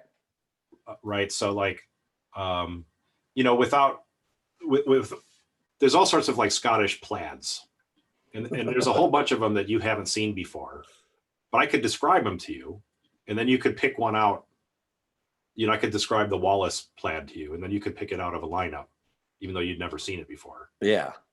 Now, it's very tempting to say that, well, the reason you're able to do that is because of some like Humean complex, simple idea thing where you combine the simple ideas into the complex ideas. But maybe that's how the mind works. If you're a veteran of the compositionality wars, maybe that's not how it works at all. Yeah, exactly. That's just some weirdo folk theory that has nothing to do with what's really going on in the brain. So anyway, this is very half-baked or a quarter-baked, but it's a general kind of skepticism about like the special access claim or the special knowledge claim. I'm tempted. Is this related to your Mary who is anesthetized? Oh, I don't think it's very closely related. I Okay. mean, because you have that case where Mary sees red. Yeah, I got onto both of those things in large part because of Parr-Sundstrom. Just like, he gave this talk at the CUNY Grad Center like 15 years ago or something like that. I was there. Blew me away. But aren't these related though? Because like in that case, you made the case, I thought that, so Mary sees red, then she falls asleep or is anesthetized or whatever. And then you want to Swamp Mary. say, what? See, well, so the old thing of mine involves Swamp Mary. Right, Swamp Mary. Right, so, but there's first real Mary who sees Yep. red and is anesthetized. And then Yep. there's Swamp Mary who pops in, who's a duplicate of anesthetized Mary. Yep. That's right. Yep. And you want to say Swamp Mary knows what it's like to see red, Even though she hasn't seen red before. even though she's never seen red before. Right. So I guess, yeah, I know they're not exactly the same thing, but I guess I thought the commonality was that you were trying to cast doubt on the knowledge requires experience claim, and that somehow affects our view about Right. regular Mary. Yeah. So they do have that in common. And another thing that would be a common thread is just a skepticism about this alleged relation. That there's any example of knowledge where there's just like this two-place relation between the knower and the known. Yeah. Do you think you need all that? Because my view about the Mary case is just that she walks out of the room and she sees the tomato and she says, oh, red looks like that. You don't need like all these fancy claims about knowledge and predicates and places, and you just need that basic fact, right? That she comes out and goes, oh wow, so that's what red looks like. Yeah, but I don't. Maybe this is a different response to the knowledge argument. I don't know. I'm losing track of it. You think about one thing for too long and your brain goes to mush. Yeah. But one response to the knowledge argument is to just deny that prediction. Right. No, but I mean, I get that feeling. That's what I think would happen. So I'm not, but I was trying to, I thought the response we were talking about was that you just deny there's something about knowledge. So sorry, the connection broke up a little bit. Oh, sorry. So I thought the claim we were considering was that, well, there's doubts about this kind of knowledge. And so that's supposed to help us like think there's nothing weird about the Mary case. So I guess I'm trying to figure out how. Right. No, I've been very garbled. I mean, I don't think it's you. I mean, I'm just trying to get. So one thing I'm tempted by is the view that that there's really no knowledge going on here. That that I'm mistaken when I think I know something when I see red. Seeing red and knowing something are just two completely different things. And it's an artifact of like just a poor model of how knowledge works, to think that you know anything at all when you so-called know what it's like to see red. Isn't it just sort of an accident of history that the word knowledge is there? So it's just like, new information. So one view is that it just has nothing to do with knowledge. But the Swamp Mary view is allowing that there is knowledge there. It's just denying that it's this special kind of. Yeah, no, I see the difference now. Yeah, but so getting Swamp Mary out of the picture for a second, if you just take the no knowledge view, then how does that answer the Mary case? They say there's no, because you can just recast it in terms of she acquires new information about red. It doesn't have to be knowledge. Yeah, I don't want to hang too much on the knowledge part of the claim. It's the no part of the claim. So the special thing that's supposed to happen, I'm denying is happening. So you think that if she's experiencing red, but there's nothing else that is happening that is comparable to her theoretical knowledge. There's no gotcha that you can use against the physicalist. She wouldn't be surprised by the appearance of red on this view. Right. Yeah. I mean, I have a separate argument for the surprise thing, and I'm wondering if it really is a separate argument. Okay. But if we're letting Mary have all sorts of physicalistic knowledge,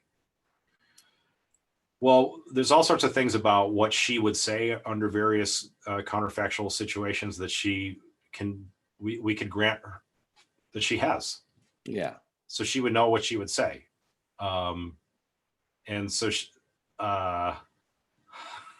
So she would know what she would say, but she would still be surprised by how it looked. Not surprised by what she said. She'd say, "Oh, I knew I'd say that's what red looks like.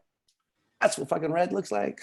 Yeah, now it's hard to like make these arguments without getting into begging the question territory. Well, I don't think anything about physicalism follows from that description at all. I just think no, but I'm trying to not beg any questions, but also not, let my dialectical opponent beg any questions either. Yeah, that's hard. So one thing that maybe we can allow that she has advanced knowledge of what she's going to think. Right. But if you have advanced knowledge of not only what you're going to say, but what you're going to think, it doesn't make much sense to say that you'd be surprised. If you know ahead of time that you're going to think that there's a rhinoceros in the other room when you go in the other room, then I don't think you're going to be surprised when you see the rhinoceros and find yourself declaring there's a rhinoceros in the room. You already knew ahead of time you're going to think that. So you could still be surprised though that it appears the way it does. But if those things are thinkable, then she could know it ahead of time. Now I'm starting to get worried that we're getting close to a kind of paradox of like the Newcomb's box variety. Yeah, that's interesting. Because there's certain kind of future states that it might be paradoxical to have knowledge of. I mean, I guess I don't get the view that she could tickle her brain into or think her way into having the experience. I never have found no. You can't claim for dialectical reasons, right? You can't be claiming that. Yeah, okay. It's got to be about like what she could know prior to having the experience. Yeah. And part of me is inclined to the phenomenal concepts view that says like, well, I mean, fine, she can't have the concepts prior to the experience or whatever. But what I'm flirting with right now is something completely separate from a phenomenal concepts response. Yeah, no, I get that. It is just trying to say like, no, like as far as call it knowledge, call it information, call it concepts, she can have it all prior to the experience. There's just, I mean, experience is experience, but there's nothing about it that is essentially connected to the having of knowledge or. So is this view then that, I mean, maybe I'm beating the dead horse, but I do that for a living. So I'm just trying to understand the point here, because I think it's interesting. Is the claim here that well, she doesn't learn anything new is what I think part of what you're saying when she comes to the room. Right. But that there's nothing that it's like for her to see red, or she knew already what it was like for her to see red in the room. Which one of those is the? Neither. Yeah. Okay. I'm confused, Peter. So it's there's no such thing as knowing what it's like. Like that whole phrase is bullshit. Yeah. There is such a thing as like having an experience, and in some sense, like what it's like to have the experience. But the phrase knowing what it's like is just a weird artifact of like a folk. But can't you put the whole, maybe I'm just going around in circles, but can't you put the whole argument in a way that doesn't mention those terms and still delivers the point, which is that she comes out, looks at the tomato, and acquires new information about red? Well, I mean, it's not clear what we're going to get, but let's try this. Okay. So we just examine the whole thing from the third person point of view and just talk in terms of like information bearing brain states.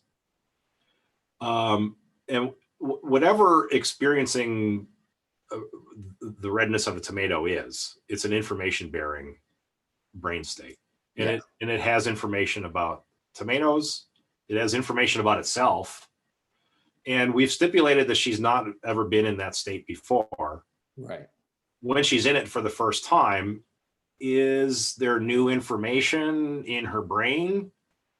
The answer is obviously yes. There's all sorts of new information that was never in her brain before. Right. But that doesn't really get us much. That doesn't tell us about like her concepts. That doesn't tell us much about like what she might be able to report or what she might be able to remember. It may not necessarily percolate in anything worth calling cognitive.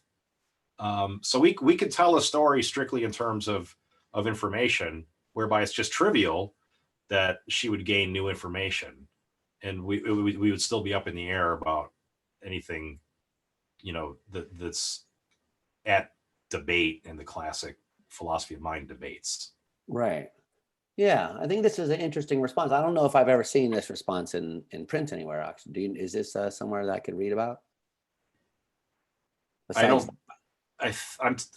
It feels new to me, but I hesitate because nothing's ever new. Yeah, exactly. There's always like, oh yeah. There's this guy at I forgot his name. This guy at University of Cincinnati. I was at I gave some talks down there. There's this big like Churchland conference. Oh, cool. Starring the Churchlands, and I was hanging out with the Churchlands, giving talks about the Churchlands to the Awesome. Churchlands. Yeah. But anyways, there's this guy there, a professor at University of Cincinnati, whose like specialty was medieval philosophy, especially like the philosophy of language and linguistics from the medieval period. Wow. And he like cornered me at the party afterwards, and just like was explaining to me how every last piece of my talk was actually anticipated by some medieval philosopher or other. Yeah, exactly. It happens. Oh man. It happened to me in like final weeks of writing my dissertation. I found out there was this guy named Blackstone who had published a paper in 1950 somewhere or another that no one ever read. It was cited like 3 times, but it said exactly the same thing I was trying to say. Yeah. Hey, can we take a real quick bathroom break? Of course. Yeah. If you want to still keep going, yeah, absolutely. Take a break real quick. Yeah. Could we go another half hour? Yeah, of course. Mm-hmm. Okay. So I'm going to do a quickie. Okay. I'll be right back. And Okay. I'm going to mute my mic so you guys can't hear the horrors. All right. I'll be right back. Okay. Oh, that's good stuff.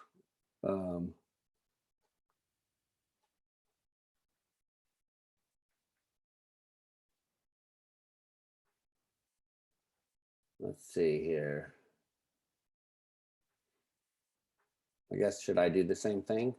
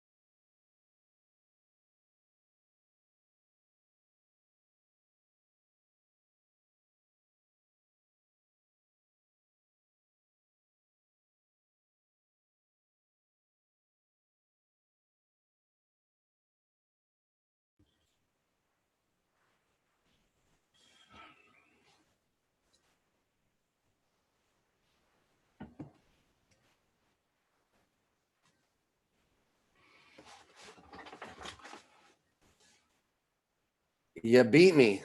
Hello. I did the same thing. Maybe you did an inverted thing. Yeah, exactly. Okay. The sad part is I don't edit the audio of this in any way, shape, or form. So there's going to be. I don't think anyone said anything horrible yet. No, I mean for that break right there, it's going to be dead air. Oh, okay. Well, I hope the listeners were meditating. Yeah, exactly. During that peaceful break. Yeah, exactly. I was thinking during that break about the things we were saying about the meta problem. I did want to I just want to just kind of rewind for a quick second and say that I agree with a lot of what you were saying actually about how the greatness of that paper. And the only thing I was objecting to really was the way he uses the meta problem, he being Chalmers. Because what he does at the end of that paper is he goes through and says, okay, so any theory of consciousness that's successful must explain these things. And here's a bunch of them that don't, they're out. And included in that list are, all the usual suspects, representationalism, higher order theories, et cetera. So it's that sense of using it as a wedge against other theories of consciousness that he thinks don't address. Like, for instance, he says, if a theory is successful, it's got to be part of the theory that it explains why people have these weird intuitions. But what does higher order thought theory, for instance, say about this? Nothing. Okay, so it's not a serious theory of consciousness. That's the part of it that I sort of feel like the project that I don't like. That's the part I'm skeptical of. But the rest of it, I agree with you. It's good, and I think it helps, But I just don't like using. I mean, I just don't feel like it's that serious a point to exclude a theory of consciousness merely based on the fact that the theory all by itself doesn't end up explaining why people have these intuitions. So maybe it's not the theory's job to do that. Maybe there are other explanations that don't involve theories of consciousness that might explain it. So anyway, I don't know if that's. Anyway, I want to make that point before I forgot. Yeah, it's a good point. So you agree with that point, right? Or is there anything there that? Yeah, yeah. Well, sounds skeptical. I have a love-hate relationship with Chalmers' philosophy, and in general, I think it's great. He is very, very smart and accessible and careful. But I'm a little suspicious of things that are where there's just so many moving pieces. Yeah, it's a lot. So many pieces, and really the groundwork and the bedrock though is like a certain intuition about these hard problem things. All the moving pieces there just stem from that. Yeah, and the other moving pieces, they all ground out in some intuition or other also. Yeah. And the whole methodology, there's an appearance of rigor, and near mathiness, but it really just boils down to there's some hunches or intuitions and. Yeah, exactly. And that's why you mentioned Bernardo earlier. When I had him on, we didn't even talk about the hard problem. I just sort of said, let's assume that you're correct. And I wanted to understand the idealism aspect of, the stuff that he was talking about, which I think is really interesting. But anyway, so it's like, yeah, there are some people who take that stuff very, very seriously. Philip Goff is another guy, I think, who takes these. Sometimes I'm just puzzled by why anyone would be so confident about anything like that, as opposed to just thinking maybe it's just us or, something. Right. So so that part of the whole anti-physicalist. I mean, it is interesting that almost with the exception of one person that I know, namely Adam Pouts, who has a different argument against physicalism, but every other argument is based on these kinds of a priori considerations. And so I find that sort of interesting that it's nearly universally thought that these are the arguments against physicalism. And really, when you talk to Adam, I think if you push him hard enough, it boils down to these sorts of things as well. But yeah, I'm skeptical about that. But so I guess that's why I was saying earlier, way back in our discussion, I find these things, intuitions and those sorts of things, I find them all secondary to kind of just the ordinary conscious experience that I have. Nothing's going to make me doubt that I am conscious. I really, even when I talked to Chalmers, by the way, I talked to Dave, he came on here and he said he has like a 2% credence in illusionism. And I was like kind of blown away by that because I was like, whoa, that's too high. That's too high. It should be like 0.001 or something like that. So he takes it more seriously than I do even, which I find kind of surprising actually. It's hard to adjudicate these things because there's so many different points where there's some piece of vocabulary that's really crucial. Right. Yeah. And, like if you're a functionalist in consciousness studies, are you therefore not a consciousness realist? Like there are a bunch Well, of I would articles. say you are, but you just have a bad theory of consciousness. Yeah, but there were a bunch of articles coming out from like Brian McLaughlin and Ned Block, and I don't know who started this, but a bunch of them were using qualia realism, that term, to, among other things, exclude functionalism. Yeah, Ned started that. And right, so. But he backed off that. I mean, now we back off to the I think acceptable claim that it's an epistemic point, that it doesn't seem functional. But anyway, when Chalmers says that he is inclined towards illusionism, I'm not sure what he means. He means real illusionism, like that no one's ever felt pain. Well, that's hardcore. That's like saying it's never been Wednesday. Like, yeah, I know. Well, I mean, I spent time talking to illusionists. I get around, and I haven't really met anyone who says that. Keith pretends like he says that, but he doesn't really say that. I guess the only person who they say really says things like this is Francois Camener. I don't know how to say his name. Can you know who that is? Yeah. So apparently he's the most hardcore illusionist, and I want to talk to him and see if that's true or not. But it seems to me like when you push them, they fall back to what's called weak illusionism, which is, yeah, there's something that it's like, it's just not qualitative, it's not phenomenal, where those are code words for whatever theoretical baggage they don't like. But they're not really thereby denying consciousness. And that's what started this whole discussion way back at the beginning. Yeah. But Chalmers says if he were an illusionist, he'd be a strong illusionist, and he would make the claim that no one's ever consciously felt pain because there's no such thing as pain. And it's just, we say there is, but that's, I guess, who was it? Maybe Bisecker thought these things, but he rejected that view pretty quickly. And even he, I don't think, was this hardcore. So I don't think there's ever been a real illusionist in that sense, honestly. I think it's a bit of a red herring. And that's why I don't like illusionism, because it's this new thing when really it's not. I mean, if they were really saying eliminativism about consciousness, that's like, yeah, all right, let me hear the arguments for that. But I don't hear anyone making those arguments. Instead, I hear them saying, we don't like the way you talk about consciousness and the things that you think it has, we don't say it has. And that gets you into this whole verbal thing that we were talking about. And that's not as interesting to me. But anyway, so just while we're on Chalmers, I think you'll like his new book, though, because it really is about future philosophy and simulation and those sorts of things. So I think that kind of stuff he's always been really good at, and I like that stuff a lot. Yeah, I've got a back burner project of writing my own book about that stuff. Oh, awesome! You should, yeah. Yeah, I've got to get around to it. Well, let me get you go. No, just kidding. Can I ask you something that came up at the beginning of our discussion and then passed by, and it's related to this. You said that at the beginning of your career, you were a neurophilosopher, and now you think of yourself as more like a future philosopher. Dave is trying to coin the term techno-philosophy, like to take the place of this kind of stuff. People that use technology think about this stuff. Anyway, so I wonder, have you read this? I think it was Bickel, The Rise and Fall of Neurophilosophy. Have you read that paper? I've read a lot of Bickel.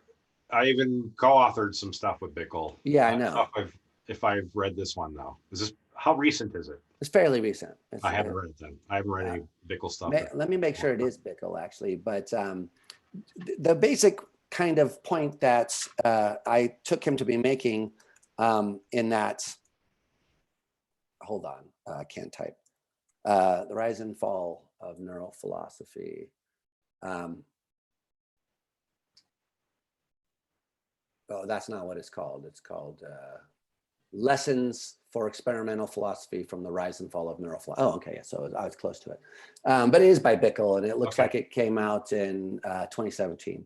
But one of the points that he makes in there is that neurophilosophy has kind of just been subsumed under the category of philosophy of neuroscience, and that there's nothing really, I mean, that's kind of what happens when a subfield is successful, that it just kind of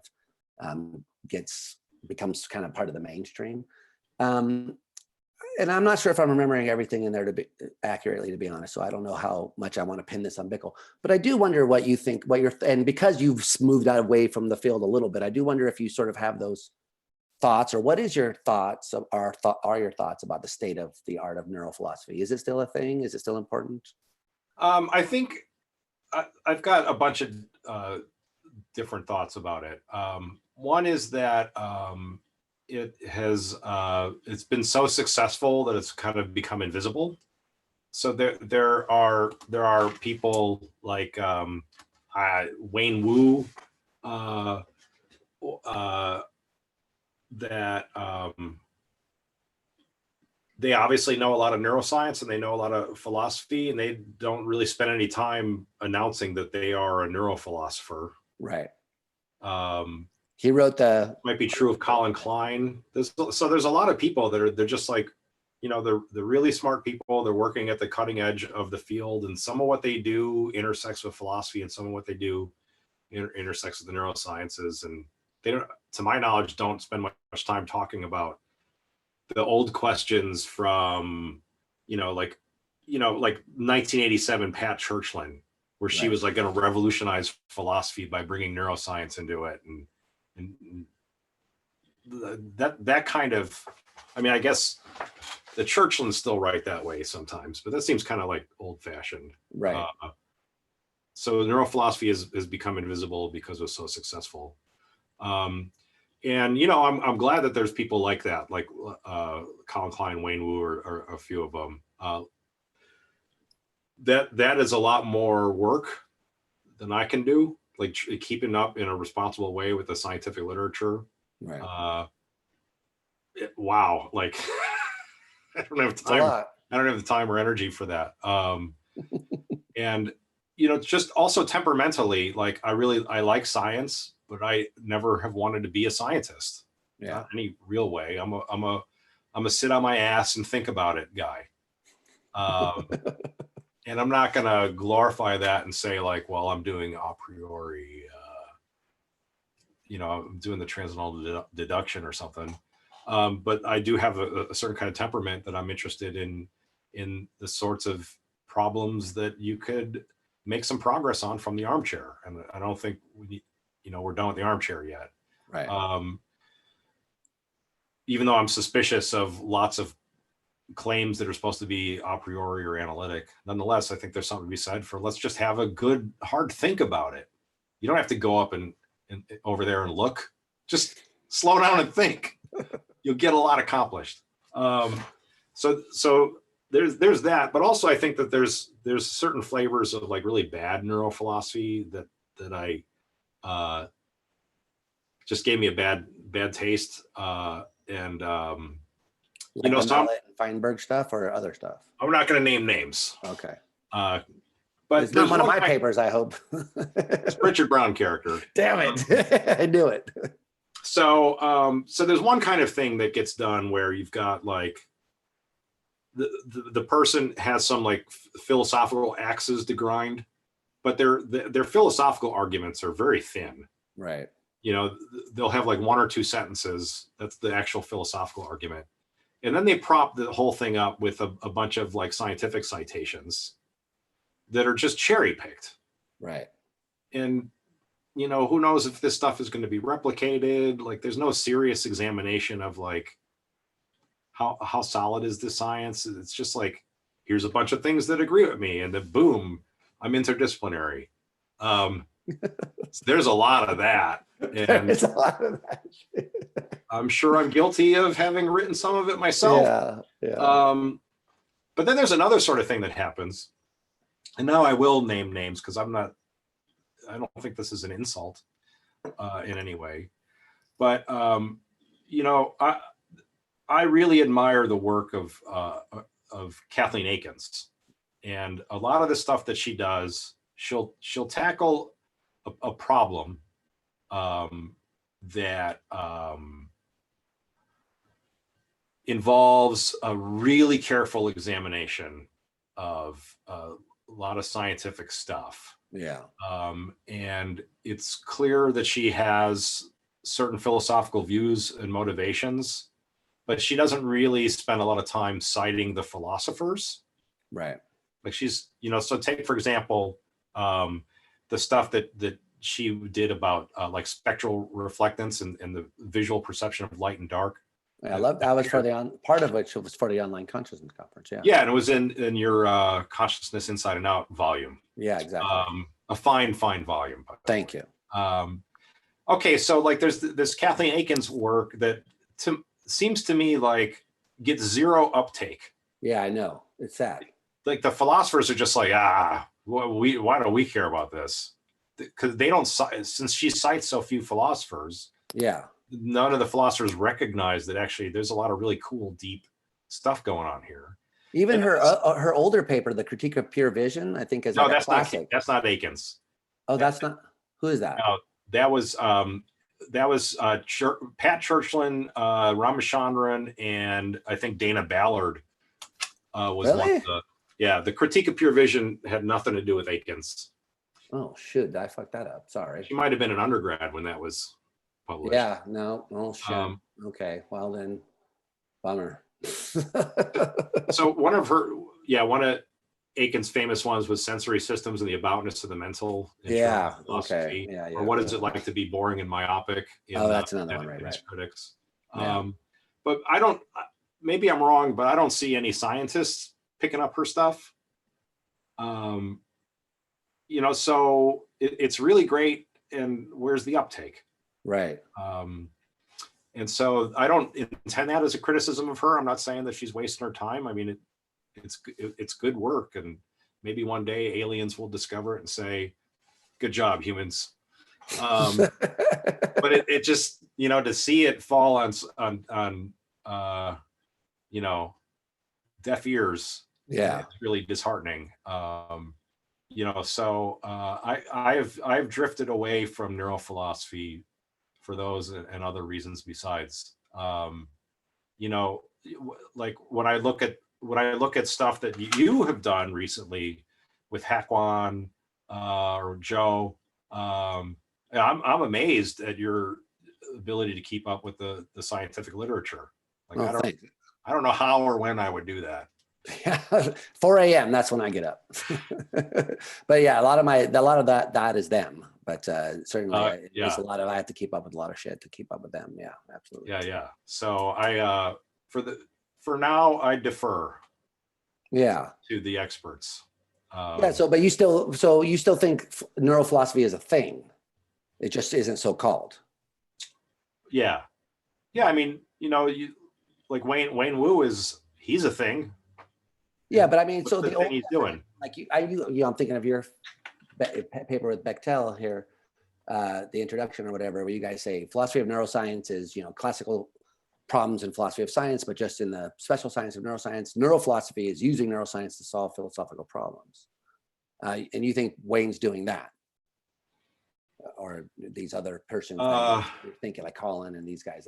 Well, maybe there's a third thing, which is analogous to theoretical physics. Yeah.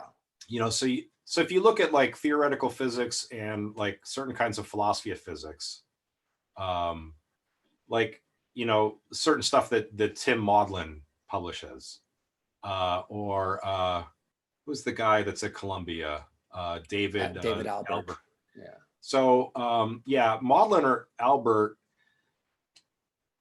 are those guys doing physics? Are they doing philosophy of physics? Yeah, exactly. Are they solving? Or Richard Dawitt, I think, is in that category too. I'm not familiar with his stuff. He wrote this great book about post-empirical science. Okay. It's really cool. So, I think the kind of thing that Albert and Maudlin are doing is fantastic, and it's not really worth worrying too much about whether it's philosophy or whether it's physics. Yeah.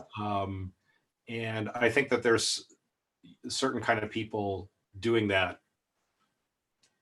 For example, Rick Grush, it's theoretical neuroscience. Right, exactly. Or I don't know. And so the division between like, are you doing philosophy of neuroscience? Are you doing, I don't know. There's a certain kind of writing, like, most of what Bill Bechtel does, I think, is mostly like philosophy of neuroscience. Right. Or Carl Craver stuff that they're trying to understand this meta thing about scientists.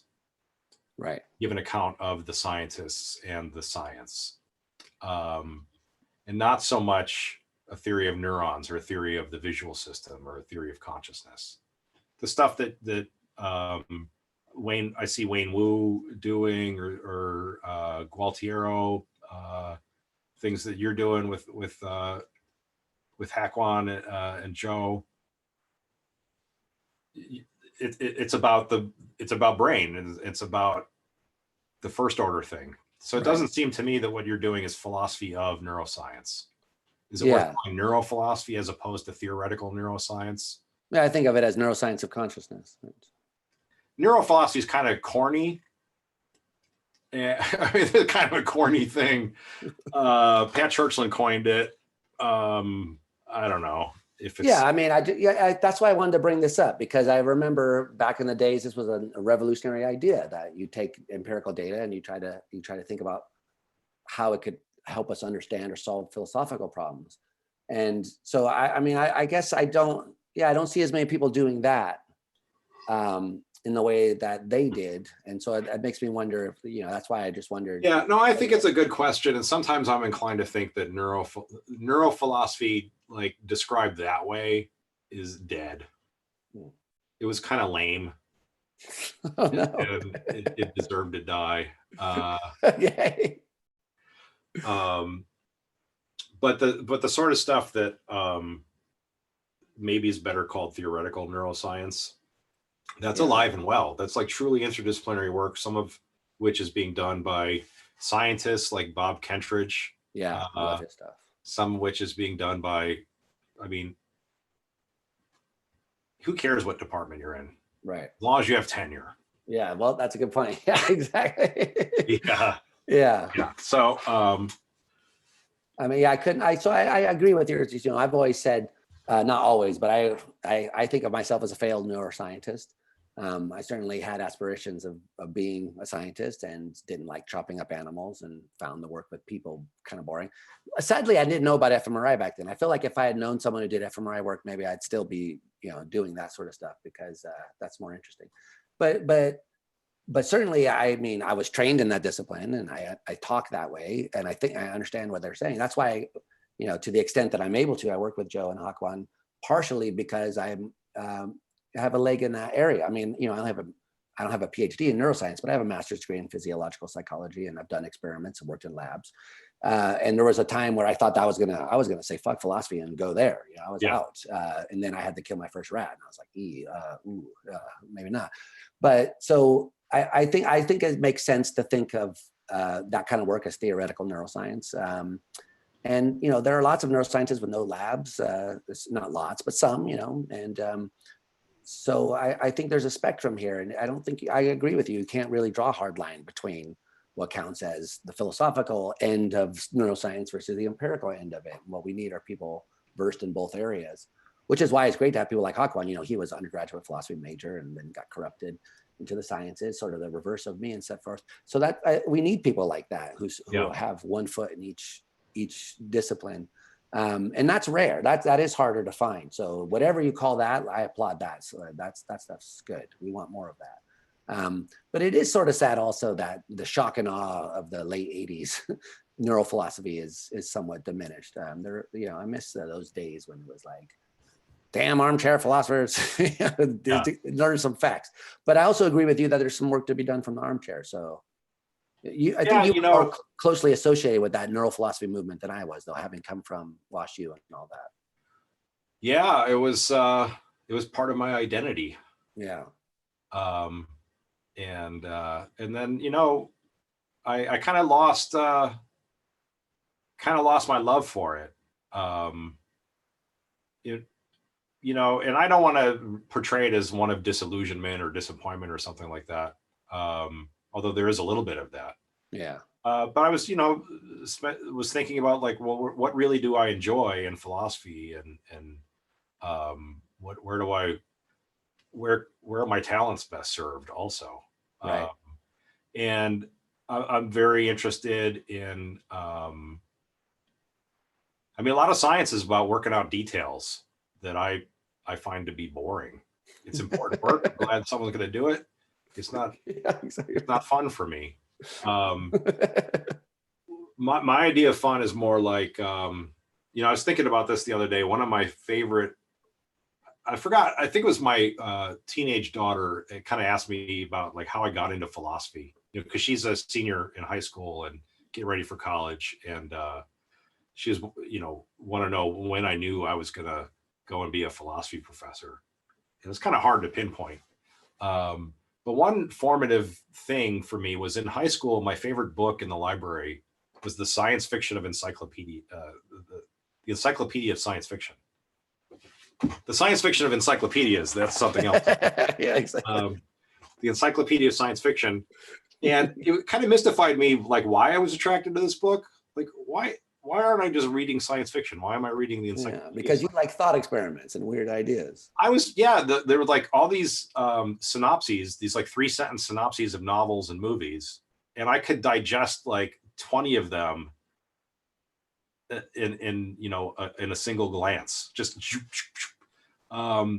where if I sat down and read a novel, there'd be all these fucking characters and their motivations and bullshit. Who cares about that?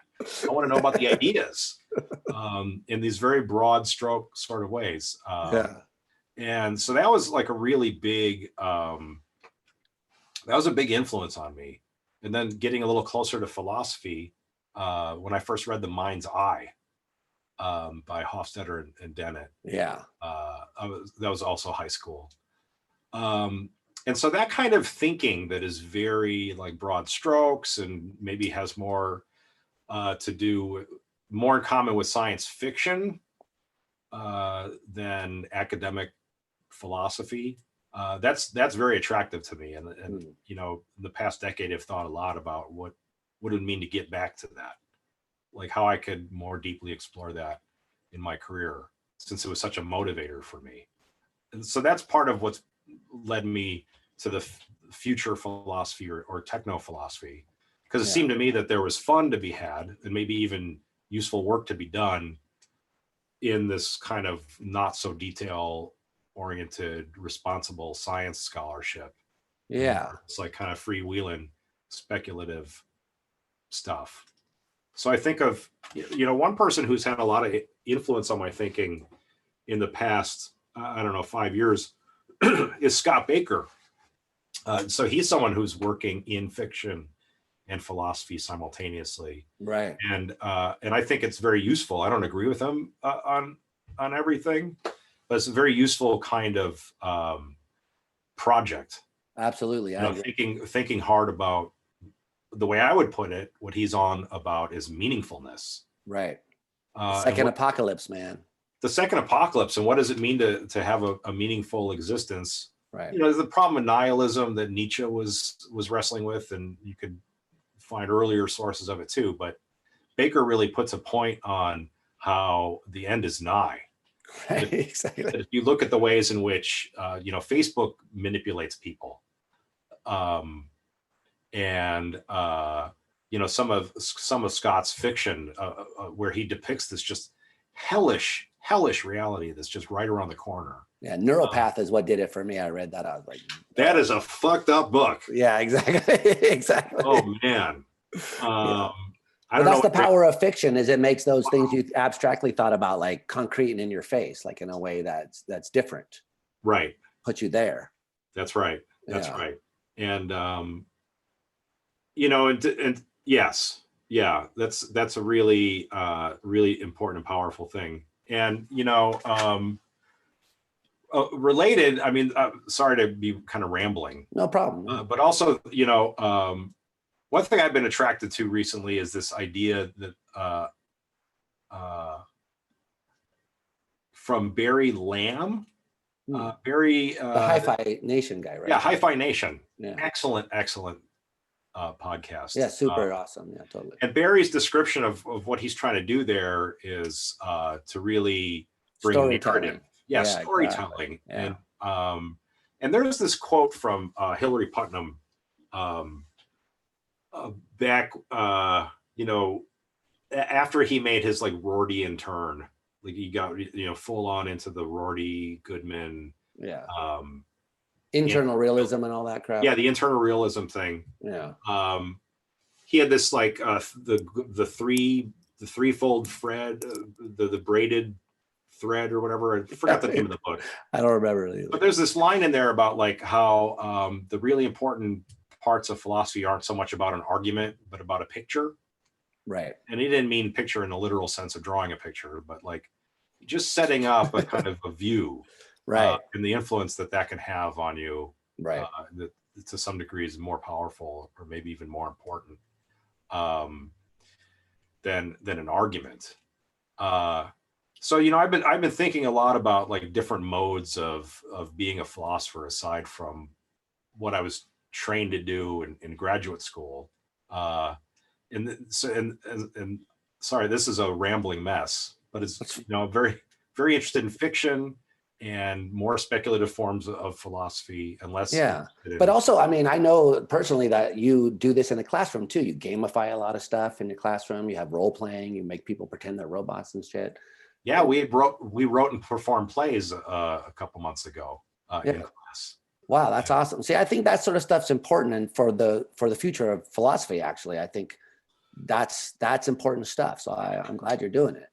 Well, thank you, and I think hard a lot about it, and we might all collectively as philosophers need to be thinking about it a lot harder, because who knows what kind of economic shithole we're all headed. You got to start doing TikToks. Philosophy TikToks. Yeah, exactly. You've got your heavy metal reaction videos. Yeah. Oh, you saw those? Yeah. And before I saw those, I was kicking around the idea of making philosophy unboxing videos. Yeah. Kind of just a parody, not a serious thing. But like, what if I made a video of myself opening a book from Amazon and it had a Derek Parfit book in it or something. But yeah, philosophy TikToks. We're going to need a younger generation to do that. Yeah, hopefully your students are going to be the ones doing that. Right. I don't think anyone wants to see me dancing in a TikTok. You'd be surprised. But you have your students do like meme this class stuff, that stuff, kind of stuff too? Not on purpose. Oh, okay. But they do generate memes though. Oh, yes. Yeah, exactly. They're mostly Kant puns. Poor Kant. Yeah. He's so easy to dunk on. Yeah. Yeah, man. But so what are, I know we're getting on in time. I see you looking around. It's been a while.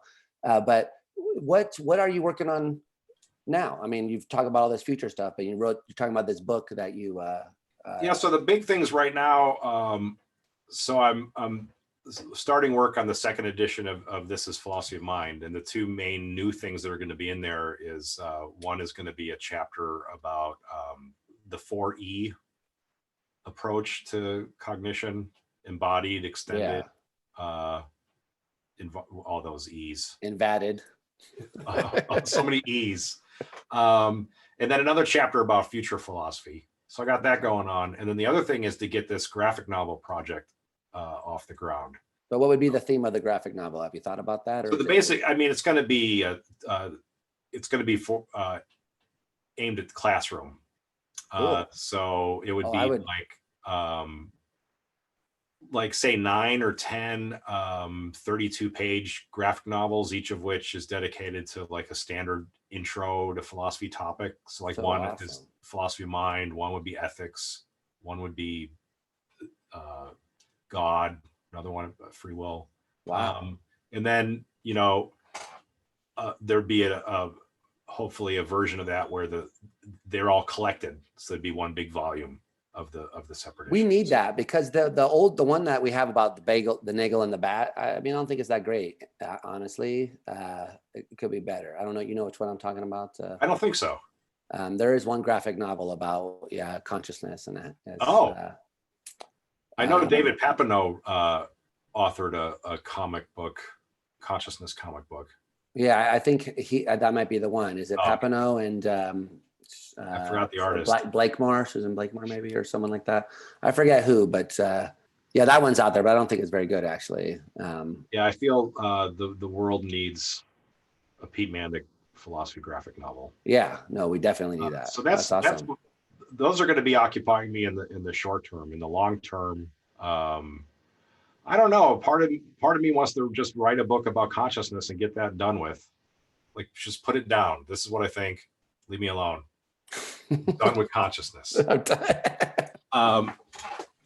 But another part of me wants to get a bit more deeper into fiction. Mhm. So I've been flirting a little bit with trying to tell stories in my comic. Originally start off with just jokes, but recently I've been trying to like write little mini stories, and so I've been thinking hard about where I want to go with that. That's awesome. Um, I wrote my first little short story. I don't think it was any good, but I put it on my blog actually. oh yeah? Yeah. I have not seen it. I'm gonna go look for that. It's called A New Home. Okay, I gotta check that out. Yeah. Let me know what you think. But I think this kind of stuff is important because, yeah, if philosophy, it done traditionally, I think still has a role to play. I don't think it needs to be replaced by this, but it needs to be supplemented. It needs to be brought into the current culture. And this is this is what our students, this is what they live and breathe. Yeah, to bring it back to Scott, like I read a lot of his like stuff on his blog. Yeah. And I was just kind of like, whatever, dude. But then I read some of his stories, and what is it, Neuropath? And then there's a short story, I think it's called Crash Space. Yeah, Crash Space. Yeah, that's in the Susan Schneider one, right? Crash Space. No, I think that was an Eric Schwitzgebel special issue of Midwest Studies of Philosophy. Midwest, that's that one. Right. Okay. My Metaphysical Daring papers in the same issue. But that Crash Space story, like Neuropath, like it's amazing, up, man. Yeah, it's fucked up, but it's good. It rams the point home. Like I'm like now convinced that there's a definite problem here. Yeah. There's a problem. I know. When I talked to him, I hadn't read that, but then afterwards I checked it out. It's I should have read it before I talked to him, but still, yeah. And I think his fiction is better than his nonfiction. You know what? I get that. There's a lot of comments on our discussion that say basically the same thing. That it's like a lot of dry. Part of it may just be that he doesn't have the PhD. I think he tries to emulate maybe some dry academic stuff to be taken seriously. And in fiction, he doesn't feel that had to do that. So maybe his true voice comes across in a certain way. I mean, I'm speculating, but I definitely feel more moved by his fiction as well. But still, he makes a lot of the same points. So it's like an interesting question about why one you're so forcefully hit over the head by, and the other one you can sort of go, yeah. But I get the same thing. So I think that's the power. That's the power of stories. We like narratives, man. So yeah, that's good stuff. And it kind of, and I think it's related actually to the effect that experience has on us also. And this completely contradicts what I was saying earlier about phenomenal empiricism and phenomenal skepticism. Yeah, awesome. There is something about experience that I don't think anyone has yet really captured. Right. But there's something really important, and I don't think phenomenal concepts is maybe the right way to put it. But it's one thing to be told, for example, it's unethical to eat non-human vertebrates. But it's another thing to experience it, like to see, like every so often someone will post some animal rights video in my feed on social media. And I'm like, I didn't want to see that, but now I have seen it. And I realize I am fucking complicit in horrors. It's sad because I teach ethics, and I'm a vegan. I try to hit them over the head with rational arguments. It doesn't move them. One of my guys I work with, he shows them PETA videos in class. I've never done that because I feel like, but that's what hits people though. You're right about that. Right. That's one of the flaws in human beings. I feel like if we could fix that, we would go a long way towards fixing a lot of other stuff. If we could make rationality more compelling as like the emotional stuff, I think that would be an improvement. But yeah, it is, and it's a real feature of human psychology. Absolutely. Yeah. I don't know. I've always been moved by I'm not hyper rational, but I have always felt the pull of the arguments side of things. I wish that were more often the case, because I don't want to watch those videos. I don't watch those videos. Like I'm a lifelong vegetarian, and I don't ever like watch those videos. No, I don't want to see that shit. I don't want my kids to see that shit. Nope. So it's but it is effective. It is effective. Yeah, absolutely. And of course, it's very fraught because you could show things in different ways and make all sorts of horrible stuff seem completely okay. And, Well, I know this is totally non sequitur, but it reminds me of that Black Mirror episode where they have the, I mean, there's so many good ones, but they have the visual system wired so that the enemy that they're trying to kill looks like giant cockroaches. Oh, right, It turns out that they're, killing people. It's just that they think they're these weird alien creatures or whatever. Yeah, if you can, that's just a metaphor for, for racist language in general and the way that we treat the other, but still it's raising this important point that, it's we don't feel as bad when we do it to a giant cockroach creature. Somehow it makes it, they're gross and icky. So if that's really what you're destroying, it somehow matters less. I feel, and I think that's a similar point applies to the non-human animals. It's like, the further away you get from us, the less we give a shit. It's one of the bad things about us. Well, this is why we need the singularity. Yeah. Oh, you know what? That reminds me. I remember it's going to be hyper rational and hyper ethical. I love that stuff. But I remembered what I was saying before, way back when I forgot what I was saying. And I was talking about the identity theory, and I said I hate functionalism, which I still really do. But anyway, the point I was going to make was about wrong about functionalism, and you're wrong for America. Richard Brown, wrong for functionalism, wrong for America. Okay. Yeah, but I mean, I was going to make the point that, my strongest claim, I lean the strongest towards identity theory. So someone like me, if you upload, I think you lose consciousness. I mean, that's partially what I believe is that that's what would happen. You'd be a zombie in there. But then if you came out of the simulation, you would have all sorts of false memories about having conscious experience in the simulation. And I don't really, so a lot of these people who say, that we will exist in there consciously, and part of the evidence is that, well, we could remember having those conscious experiences if we came out. I think there's a problem with that line of argument. I mean, I'm not saying we should discuss that. I just wanted to say I actually do remember what I was trying to say. That's what I was going to say. Oh, okay. So it just when it comes to uploading, I'm still pretty skeptical about consciousness in this simulation. And now I'm even more skeptical about how would you know that you have consciousness in the simulation? Yeah, so I think that's a problem we haven't thought all the way through, actually. So I think a lot of it's going to come down to if someone actually builds these things that start arguing that they are conscious, I think most people are going to go in that direction. Right. There'll still be holdouts. I think it's one of these things that you just can't argue. You just can't argue with certain people. Right. They're fully rational. Like, you can't convince them that Jesus isn't real. Right. So there's going to be anti-functionalist holdouts, but still people are just they're going to look at this being pleading, like Data arguing for himself that he's got self-consciousness in that famous Next Generation video clip. Yeah, but they conclude that that's not even important. They basically end up saying, well, he has rationality, and that's. I thought Picard wins everybody over. At the end, we'll have to rewatch the episode. But I thought at the end they said basically the issue of sentience isn't even important.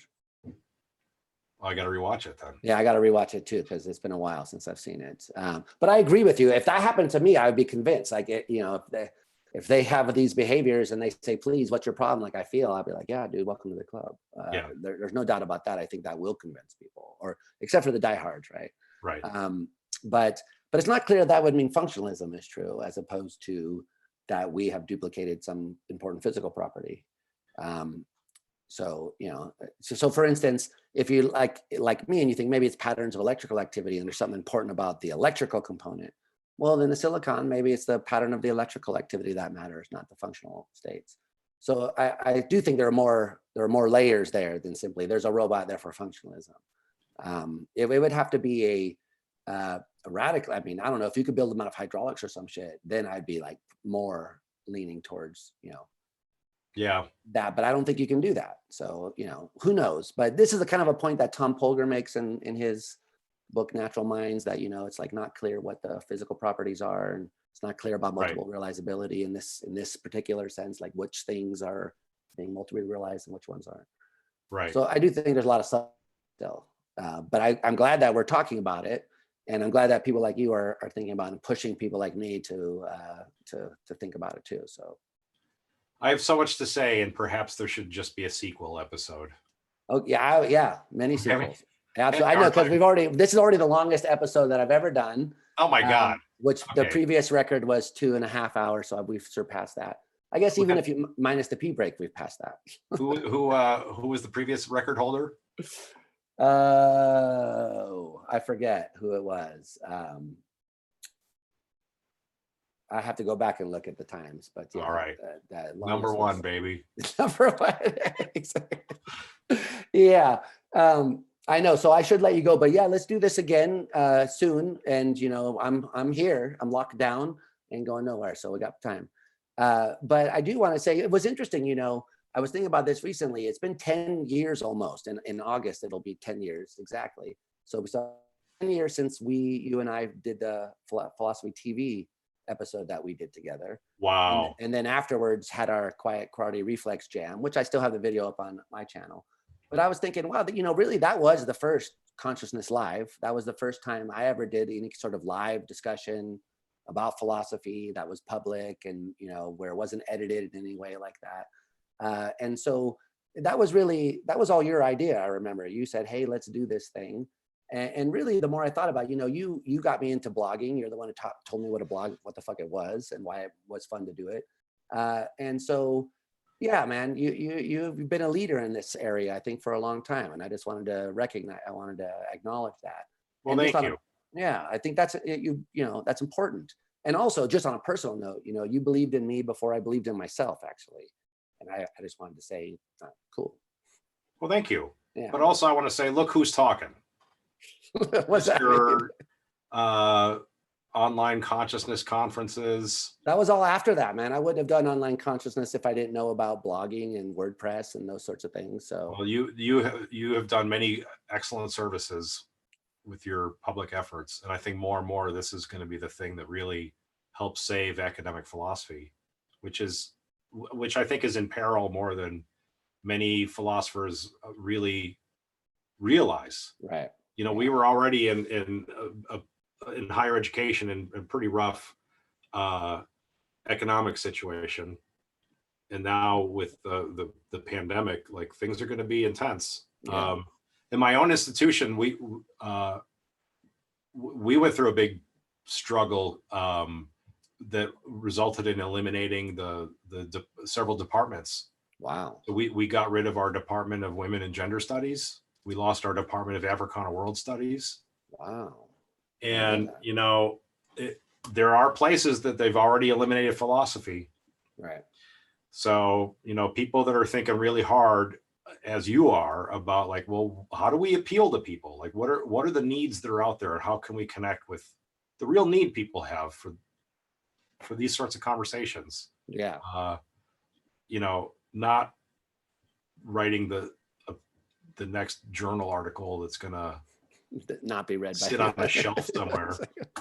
No, that's important. Thank you for saying that, because I think, when we were doing Space Time Mind, that was one of the things I loved the most about it, was just having these conversations. And I often ended up, we've talked about this, but I often ended up feeling disappointed in myself because I felt like the worst part of me was coming out in those conversations. Not all of them, but many of them. And that's why, I have a love-hate relationship with philosophy, because I tend to get very argumentative. I hate it when people disagree with something I've thought carefully about. And it was really coming out. Yeah, exactly. And it was really coming out. And I would watch those things after and be like, wow, I'm just a dick, dude. And I sort of know I can be, obviously, that I wasn't in error about that before, but I was like, is this what philosophy is? Is this what's good about philosophy? And no, it may be entertaining to watch. It's not fun to go through. I didn't enjoy it. And so that's what I tried to do with this other project, was I wanted to highlight the friendlier side of engaging, which is there as well. Right. You can even disagree strongly, but without, getting, with still keeping like, hey, we're just people, we're trying to figure this out. So I think people want that more than they want the sort of Jerry Springer, even though that's fun to watch, the smackdowns of philosophy. I think these sorts of things where people disagree but are friendly and respectful, that's way more important. And that's what philosophy really should be about. I couldn't have said it better. No. Cool. Well, on that note, then let's not have you say anything further. That's an excellent note. Well, thank you so much. Yeah. So don't take off yet. I'll say bye off air, but okay. I'm going to hold you to that coming back, Pete. I'm going to hold you to that. May we all still be alive. Yeah, exactly. Okay, cool. Later. All right, later. Hold on. Let Okay. me end the live stream.